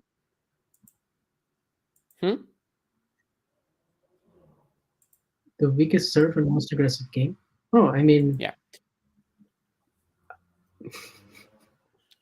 Alcaraz? No, Yeah, not really. of course, I can't really call his serve weak, but Can't go yeah, Sebastian that doesn't Baez really fit. either, I suppose. Maybe, Yeah. maybe bias. Yeah, I Bias. basically Yeah. just said, yeah, can't go Sebastian Baez. I just said, but yeah, maybe we can. Like, I know that I always kind of say that he's He's the so first much one that I more thought of. forehand oriented and stuff, but still, like, he is reliant on defense a lot too. By the way, Swiatek just holds for free love as she performs like an excellent combination here to the backhand of Sakkari, eventually wrapping it Yeah, up with a so backhand down the line. And we have Nurlan in the chat as well. Maybe Nurlan can help out Keen and tell him who's the male player with the weakest serve and most aggressive game. I'm by sure the way, what is Nurlan Nurlan's has Twitter? an opinion I on feel that. like I've seen it. Nurlan's I just Twitter? don't know what it is. Yes. Nurlan's Twitter? It used to be something with Swiatek, but I think, yeah, now it's just Nurlan Ramazanov. Just as in the chat Oh, okay, here. yes, I do see it, yes. Berankis is actually a fair pick, Keen. Yeah, Berankis for his height, he's like super aggressive. Yeah, David Goffin maybe like is that a thing too? Albot, no, I don't think Albot. I think Albot is not that threatening of the ground compared to Berankis or Goffin. But do we have the pleasure, Nurlan? Nalbandian, yeah, fair. Great ball striker, pretty weak serve. Yeah, sort of similar players, I suppose, with kind of lack of serve. I guess back in the day there used to be a lot of these, right? Davidenko, like even well, maybe not Blake, but like yeah, there used to be quite a lot of these where like their serves would be pretty weak, but then off the ground they're just pretty special ball strikers, and it kind of used to work a lot more than it would probably right now. I think we owe the pleasure to Iga playing. Defensive player. Come again? Oh no, I was going to say Ferrer. Ferrer, yeah. Just because he's not the peak of the. I mean, he's not just defense oriented. Like sometimes people might say. Yeah, I mean, he's definitely way Tell more you what, this aggressive match is running away from Sakkari. than people remember. But yeah, let's also see what's happening on the court. Nurlan, of course, is here in the chat because of Iga Świątek and how he loves her winning titles, right? I mean, Nurlan loves it when Iga Świątek just dominates and wins titles left and right. So that's why he's here in the chat. But yeah, let's see. Maria Sakkari, love 30 down at love 3. Of course, last set kind of followed a similar pattern with her going down love 3 and then actually fighting back. So let's see if she can also produce a big hold here.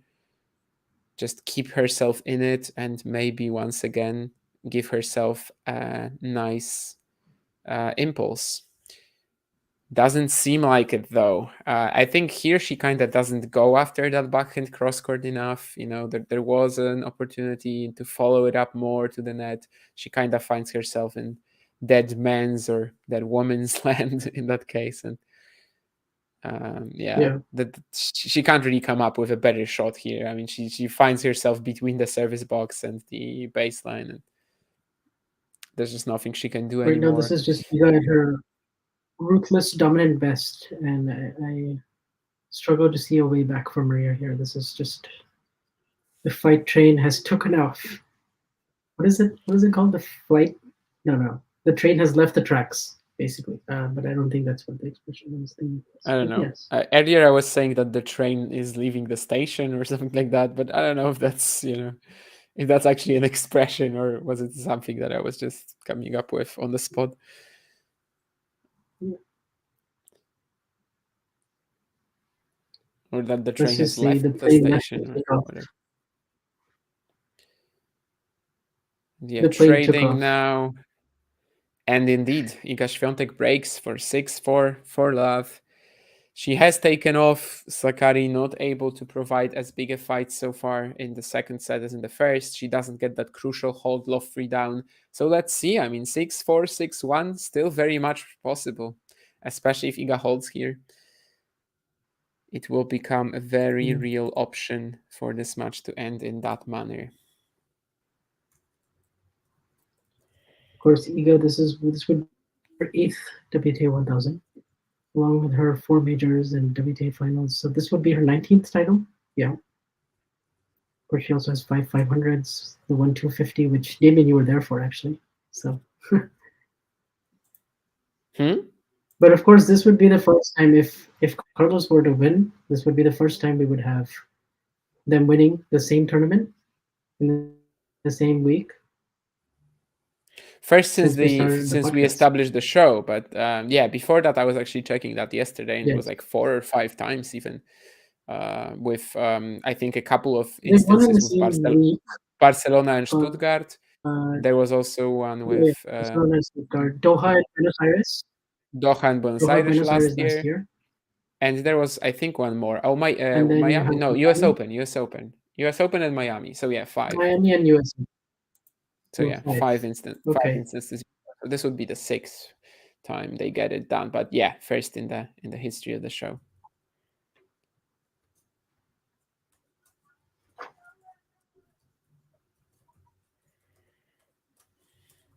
I'll definitely include it in the tweet for the account. Yeah.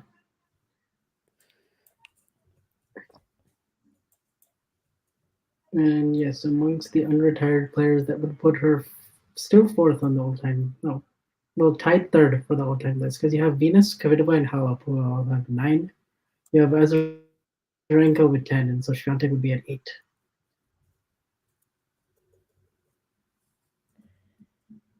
Yeah, I mean, I think I said it already on one of our episodes that like she is extremely likely to break this record because the focus on WTA thousands is now like so much higher. She's the most consistent out of all the players, out of all her contemporaries in these events. There's a lot of courts that really suit her, like Doha, Indian Wells, Rome.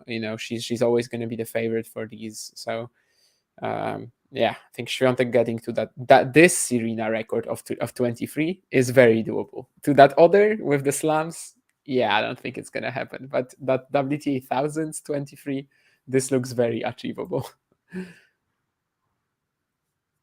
Right.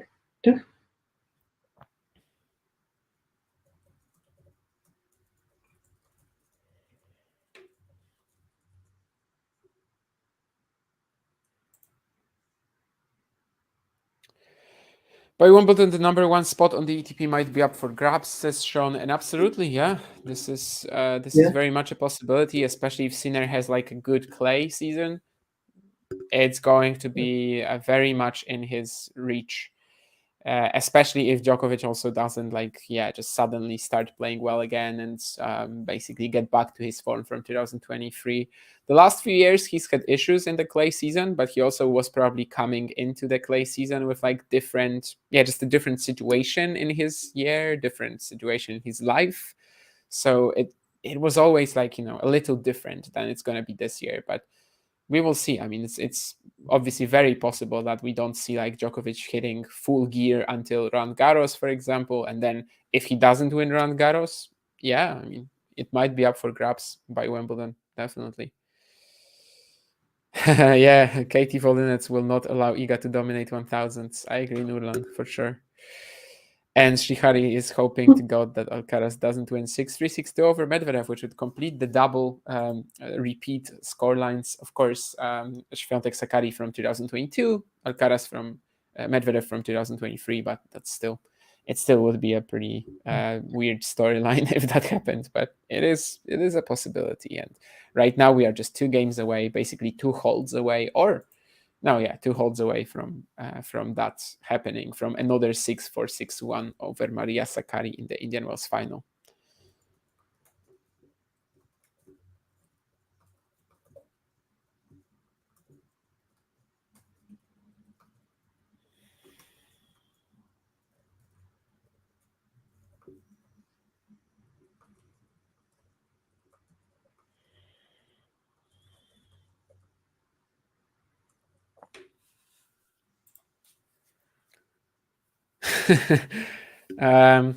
No, Keen, I mean, one is possible for me, the other isn't. So if I had the chance to choose, I would probably rather be a professional table tennis player, yeah, if than a journalist, yeah. But that's not a possibility for me, no. It never really was. So yeah, realistically, I just have to say the former. Yeah, Kin just asks a question in Polish from Google Translate, and Terry says that the cat walked over his keyboard. So that's how Polish looks. Oh. I don't know if Kin has a cat, but this actually is the Polish language right there for you. Anyway, Swiatek Sakkari. Sakkari trying to hold here, but so far, again, another massive forehand from Swiatek, giving her the first point of the game.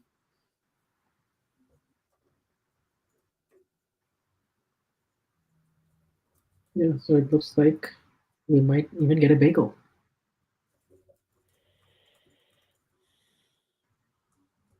We'll see. Yeah, maybe it's not 6-4, 6-1.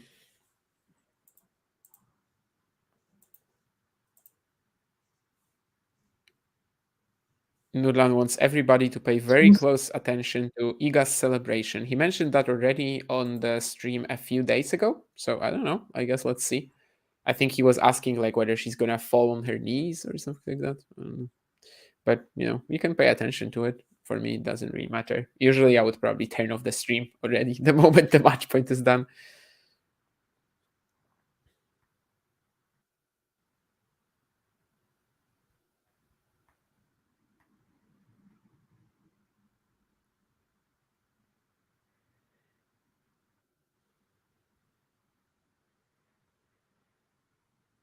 And we have 3 championship points.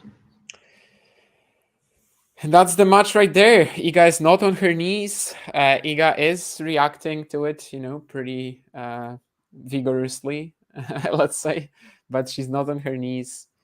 Big vocal and with her body as well, with the clenched fist. But that's what we're going to get from Iga here, as she is jumping right around the court right now, ecstatic with her win. Kind of a delayed reaction, and 8 but it games kind in of a row. reminds me of her celebration after she beat Bencic I don't know if you remember that one. No, I mean I know which event you're talking about, but I don't remember the celebration. No. Oh, okay. Yeah, she does celebrate like crazy actually after shaking hands with the umpire and just kind of leaping with her arms in the air. Just yeah, just very delighted. And yeah, she's gonna go and hug her team. Uh,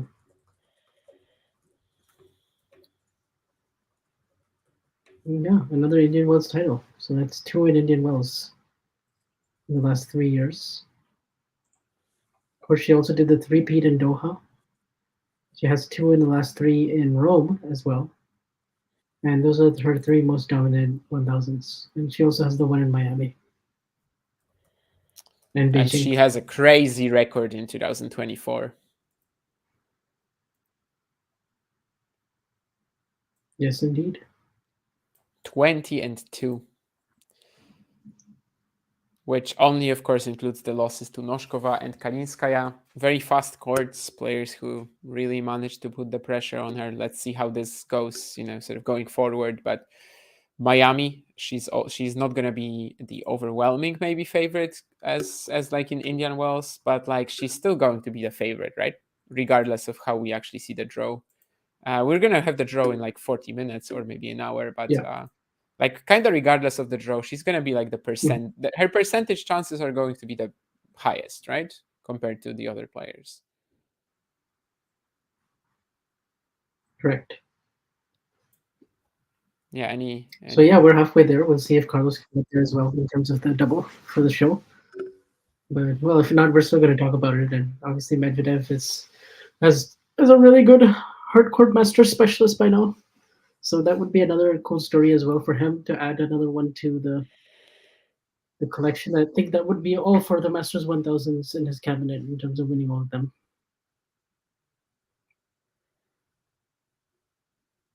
Winning all of them? But of course, on hard courts, yeah. Masters on hard courts. Yeah. He also has a title in Rome and a semi in Monte Carlo. Carlos spin-off. Derek, actually, it was guaranteed for a while now. Like it was guaranteed when I think when Sabalenka didn't like take a wild card or sign up for Stone or something like that. Like yeah, basically the 100 weeks number one that wasn't. Sign up for Charleston. Yeah, like if she played Charleston, it could have been a thing, but no, actually, right now, yeah, the 100 weeks at number one are secured already.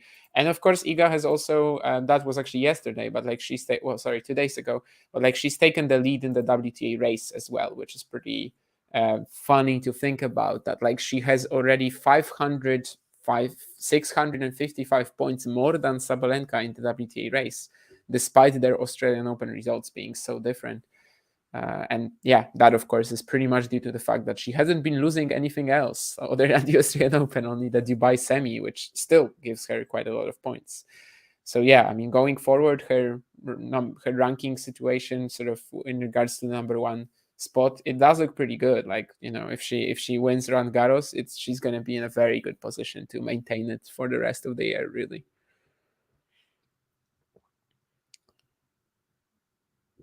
But yeah, Sakkari, Vansh, another loss. Another final loss? Anything sort of in regards to her performance and what she could have done better? And is there, is it more a positive day for her or negative?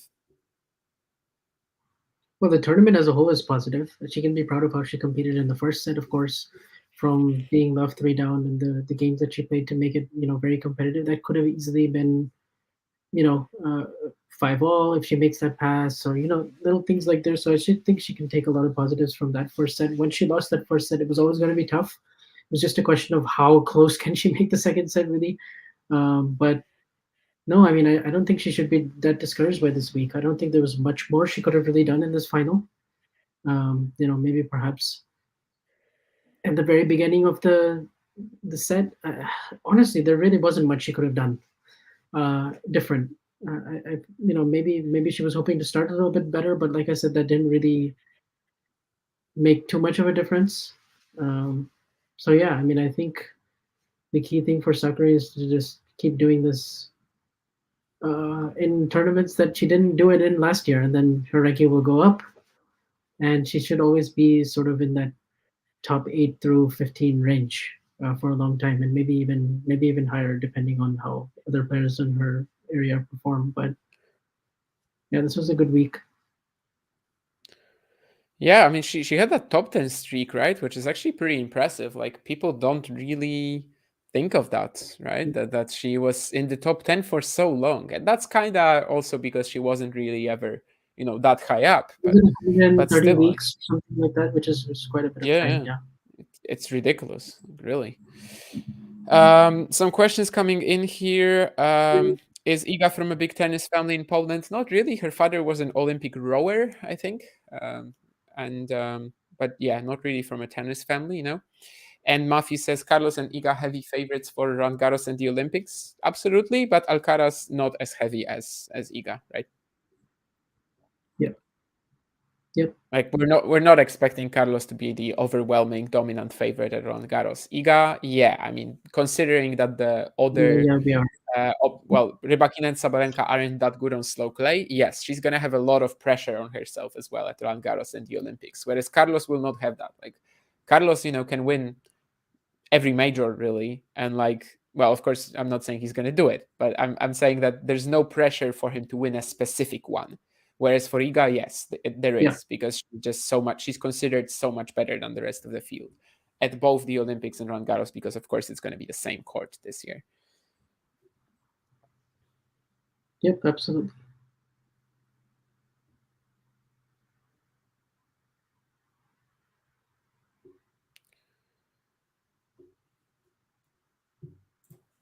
So yeah, on Alcaraz, it's not really that big an edge. I mean, we're actually going to see if he's going to be the main favorite, by Roland Garros and the Olympics, because you might encounter a situation where maybe, for example, Djokovic wins Madrid and Rome, or does very well in both of them.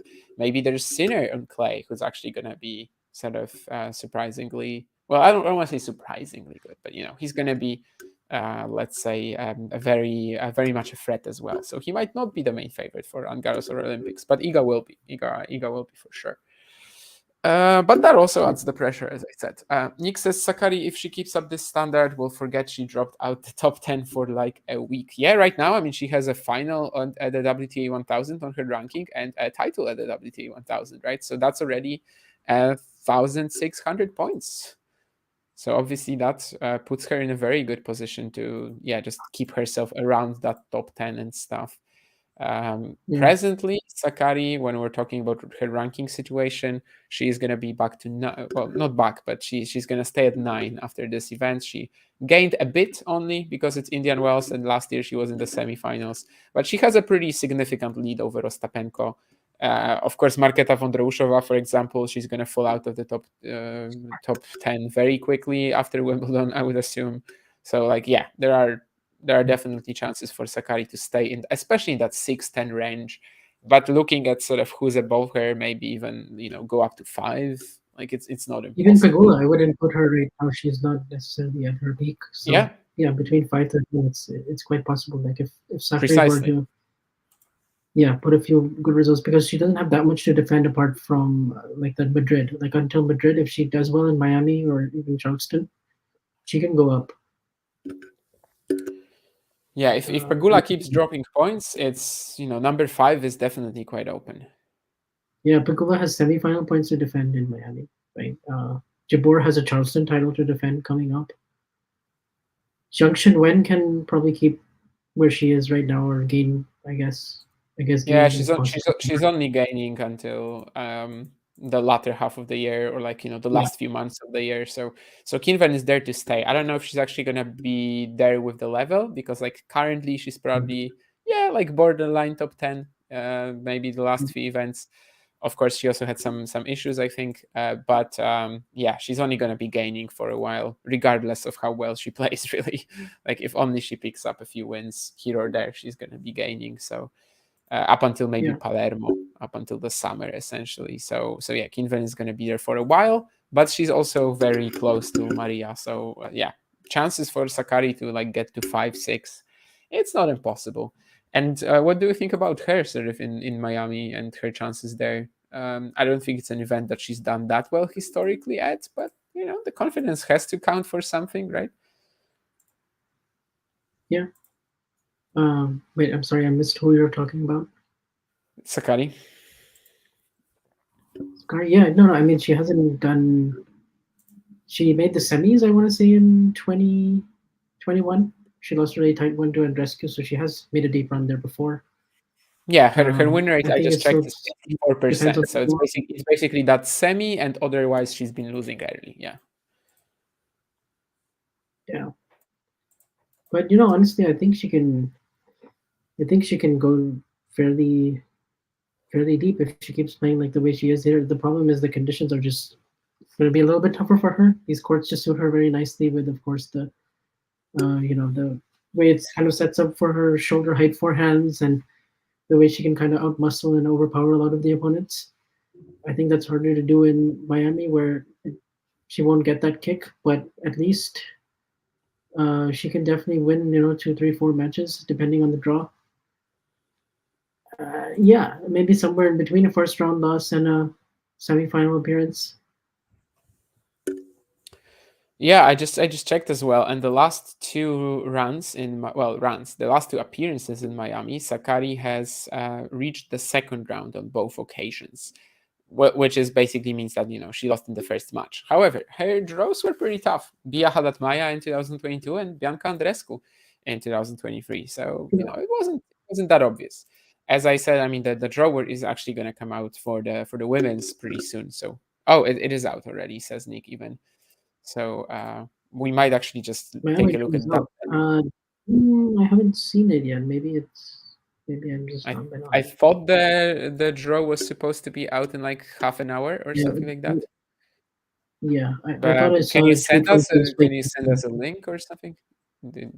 Yeah, because James Blake said it should come out at 4, so it's not out yet. I mean, yeah, that's where James Blake announced it. Actually, early it was, by the WTA, it was announced at a very different hour. Much Yeah, the earlier. WTA website said it was supposed to be 1 p.m., but Yes, exactly. What else did we have? Do many players come to net against Iga? Not really. I mean, I guess partially net. Yeah, I mean, partially the net games are just non-existent on the WTA tour, and Karolina Muchova, of course, is an example, but like she's kind of unique, and that's partially her appeal, right? That's why she has a lot of fans, because the type of play that she can bring out, her patterns aren't as what we're used to on the WTA circuit. So I don't think many do, because not many feel comfortable there. Taylor Thompson, for instance, I would love to see a match between her and Iga. Yeah, like you've got Townsend, you've got, I don't know, Swiatek if she suddenly plays. Yeah. Yeah, some doubles players basically. Yeah, certainly could do it, but Taylor Townsend kind of counting as well. Mm-hmm. Who? Yeah, it's not very common. It's not very common. Okay, I thought you maybe named another player. Yeah, Preston Brown. I'm not excited, Keen. No, I don't know why he's my goat. But yeah, Iga is vulnerable on fast surfaces and against players willing to take it to her and put her on her heels. You can out chess Iga Swiatek. Was it supposed to be count or? I guess that's kind of how I understood you. But yeah, this year 20-2, Kalinskaya, very fast court in Dubai, early ball striker. Noskova, Australian Open, of course, Australian Open also fast court, and just everyone was taking it to Iga there. Everyone was targeting her weaknesses. This time, this fortnight, no one is able to do it, really.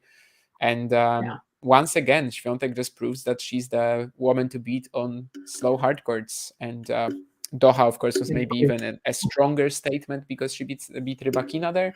But at the same time, it's a smaller, well, no, it's actually not a smaller event anymore. Oh, it is still, right, by one round. So, you can kind of maybe go. Yeah, in terms of the process. Yeah, you can kind of go to different ways. Like which one is more important, you can kind of go to different ways. But anyway, she's time and time again proven that slower hard courts are still her kingdom. Can Kasatkina get to number 5? No, that would be. Kasatkina? That would be a top. that would be tough, but it's not impossible. She's at 11 right now, but she has Charleston points to defend. You know, she's does quite well on the clay usually. I don't Her really form see it. from the past 6 months doesn't suggest it, right? No. Or But she like, did make a was 500 there final. ever a shot? Like, 2 Yeah. times. Like, was there But ever yeah. a shot? Is it theoretically possible? To me, yes, absolutely. Sure thing. But currently, it doesn't seem like a real possibility. This is actually an interesting one from Nurlan. I'm surprised because usually Nurlan's questions are. No, of course, I'm kind of joking, but most of Nurlan's questions I think she's talking about aren't Collins and as Noshkova. interesting like that. Yeah. Things like that. So like if she plays Collins, Noshkova, Putintseva, Wozniacki, Kostyuk, Sakkari in Miami, does she win the event? I'm gonna say probably, but maybe Noshkova and Collins are tougher in Miami than These first 2 rounds, right? They look Yeah. quite crucial. I think if she gets through the first 2 rounds, she's gonna win the event again. Like, yeah, if this is her Miami draw, I think if she gets through Collins and Noshkova, she's gonna win the event. Yes, that's what I would say. There was also how far did Iga get in Madrid? Yeah, final last year exactly. Lost to Sabalenka in a great match after beating her in Stuttgart. So kind of similar conditions in both. And also, where's the fastest surface Iga has won a title on? This is interesting from Nick. Let's think about. Is it like US maybe Open or Fort Miami? Worth? Oh, actually, yeah. I was thinking of Fort Worth as well. Like, it wasn't that fast, but it was still. Oh no, she didn't win it. Obviously, yeah. What am I talking about? Yeah, of course she didn't win it. She lost to Sabalenka. Maybe US Open. US Open. But yeah, that US Open 2022, which we always mention as like a bit of an outlier, where like she has to get through a few tough matches at first, then she actually manages to pull it off, and it really has like a massive impact on her career right now that she got it done. Because if she only was winning the French Open up until now, I mean, there would be a lot more concerns, let's say. But that one hardcourt slam just gives her quite a lot more clarity, let's say, and yeah, something outside of the French so far. But it wasn't easy, and it wasn't well, yeah, it wasn't Miami easy last because of year the was pretty courts. quick.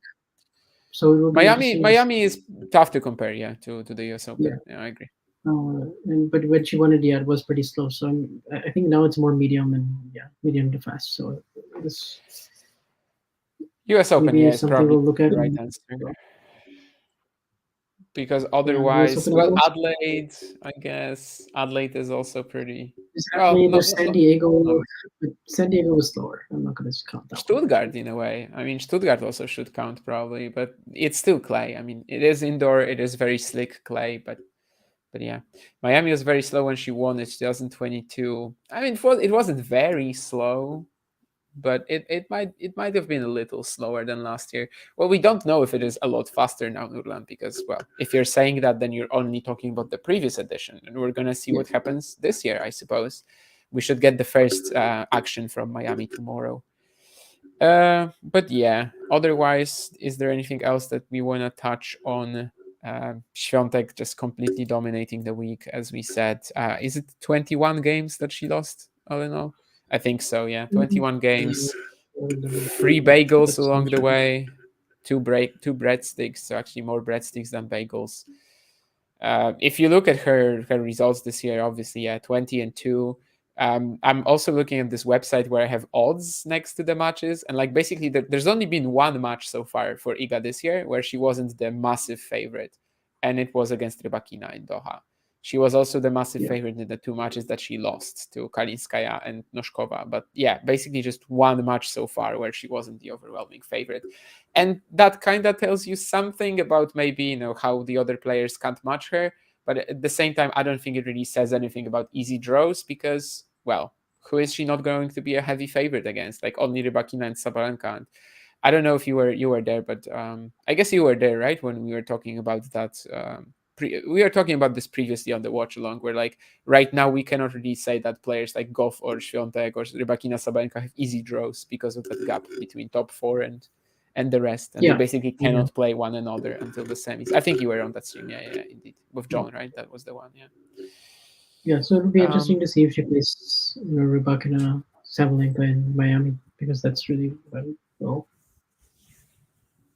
The players that can really trouble her. Ostapenko maybe as well.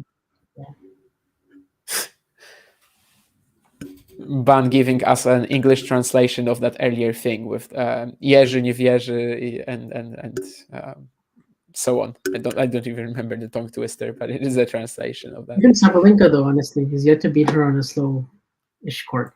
It's all been fast altitude conditions or indoors. So there's that as well. Rybakina did it in Indian Wells last year. Yes. Sort of regardless of the injury concern, she did it. We can't deny it. Yeah. But yeah, this year that win in Doha was definitely quite crucial as well to sort of maintain Iga's position. Isn't Rybakina unwell? Yeah. I mean, she had that gastrointestinal thing. We'll see. She should be good for Miami, I would think. Hopefully. I mean, we also thought that she was going to be good for Indian Wells, and then she wasn't, but hopefully. And also regarding Iga pulling out of Miami, doesn't seem like it will happen. I understand, the logic behind it. Yeah, rest and play on clay, but she the thing is, she doesn't really start her clay season until Stuttgart, and that's the big difference, I think, to me, Jane, between the ATP Tour and the WTA Tour, because on the ATP she would have Monte Carlo like almost right away, so there would be more of an just 1 week off and then Monte Carlo. Here she gets 2 weeks. Exactly. So like, there's no incentive extra really week. Yeah, there's no incentive because you're still gonna get a lot of clay time on before Stuttgart.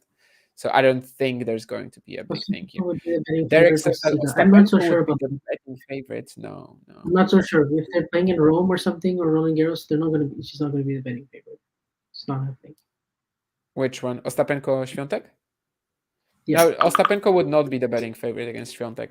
I don't know if that would be right that she wouldn't, but no, she wouldn't. Regardless of where they play, really. I think you can probably best see it like by their matchup at the US Open. Like, Iga was a stupidly big favorite there. I don't know if this is going to be right, that she's going to be still the betting favorite over Ostapenko, but strictly betting wise, Iga would for sure be the favorite.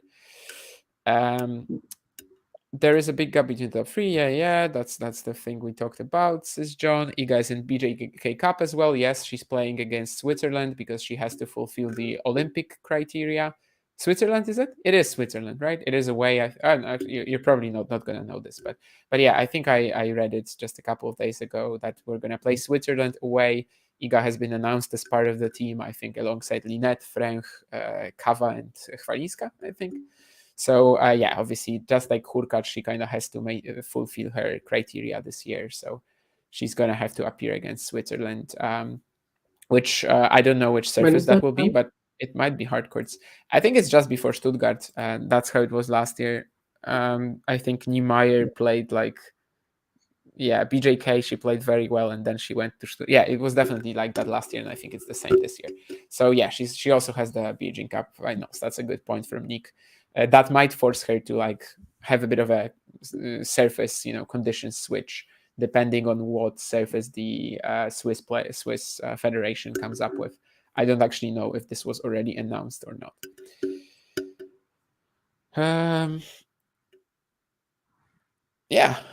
Is Indian Wells going to get a roof this year? Finally, it kind of needed one, but it's not going to, right? It's not makes sense to get one for me. Yeah, it's really not worth the cost, and it's the average rain is like 5 inches the whole year. I know this year was a bit of an exception. There's El Nino going on in California, but it's not worth getting it, to be honest. It doesn't make a lot of sense. I fully agree with that. Like, it would just be wasting money. It's not going to come up often enough. Most years we're not going to see, I don't want to say a drop of rain, but we're not going to see as much rain as here. Derek says that Miami Center Court is awful. Is it because of where the venue is held, the parking lot, or because or it's in a parking lot, and because they convert the stadium, the Miami Dolphins NFL stadium is converted to makeshift. Just tennis court. So the arena is just so big, and it's really hard to fill it up, basically, because it's like double, triple the capacity of most normal tennis stadiums. But yeah, I've heard the venue itself is pretty nice. It just doesn't look quite as aesthetically good on TV compared to when they were at Crandon Park. which is the earlier location, which definitely was a lot more visually appealing. Certainly on the TV. I'll see how it is actually when I go there in person now. Who's doing the men's final? Do you know, Vansh? I actually don't, so I can't help. It's not me. It is Nick. I think Nick is on the call for the men's. I forget who the other person is. I think maybe Ciara. What's her name? Is her name Ciara? I don't know how to read her name, but yes, I mean, there is a person like this, yes. But I don't know how to read her name. No. But the one who wrote that really nice article actually on IGA, being an introvert. Yes. I recently sort of realized that there was someone like this on the Talking Tennis team, and then I realized that it's the same person who wrote the article. Yeah, so like I connected the dots in my head. Yeah. But before that I didn't know, like, it was the same person. Something else I wanted to say, but I don't remember now. But yeah, basically there's gonna be a stream obviously for the men's final. I'm gonna be watching Phoenix, and I'm still gonna catch Alcaraz Medvedev, but just not on stream. But yeah, anyone. I mean, here Nick says it's the same as or Kira. Kira, okay. Kira, I think probably more Kira, right? I mean, Kira, yeah. How do you pronounce his name? I think it's Kira. Yeah, anyway, means cucumber. But anyway, Kira would make sense because it would be the same as Keen, right? The Irish commentator on the stream, so that would make sense. When is the Miami draw, Jane? It's supposed to be in about 15 minutes for the women's, whereas for the men's, it's supposed to be tomorrow. And I guess with that, we will probably close out. Oh, I know what I wanted to say. I also saw a stat right now. Swiatek is chasing down Agnieszka Radwańska as well in the most titles for a Polish player. Yes, 19. Agnieszka at 20. No male player has ever gotten that far, with Wojtek Fibak having the most with 15, at least in singles. So that could be a bit of a story too. Maybe. I mean, he's not gonna get to where Iga is. Let's say he might get to where Iga is right now, but he will not track down Iga, right? No, that kind of sounds impossible. But yeah, anything else really? I don't think so. We covered a lot of ground here about the Swiatek Sakkari final. Their storylines going into Miami. The draw is coming out pretty soon, so that might also influence, of course, our opinions. So don't point it out when we when we said something that is going to turn out horribly wrong or something. But I don't think we really made any big time predictions. But yeah, most WTA 1000s. I see that Vanshi probably tweeted this out. And Swiatek indeed number at 8 already, 10 Azarenka, 9 Venus, 9 Kvitova, 9 Halep. So yeah, getting that record, at least when it comes to active players, seems imminent. Getting that record over Serena, that will take years of good work, but she is definitely capable. And indeed, John tells you that it's going to be Nick and Kira, I hope, in the hot seats for Medvedev Alcaraz, so you guys should feel invited to catch that stream. Of course, there's even a link in the chat if you're very lazy and you can't even click our channel, and also subscribe, just in case just in case you haven't yet. And yeah, thank you, Vansh. As usual, we didn't get a very competitive Iga Swiatek match, but I guess that was kinda to be expected. We tried to make the most of it in terms of the commentary. We tried to get the most of it make the most of it in terms of the storylines. And yeah, thank you. Yeah, thank you, and we'll see you guys all pretty soon.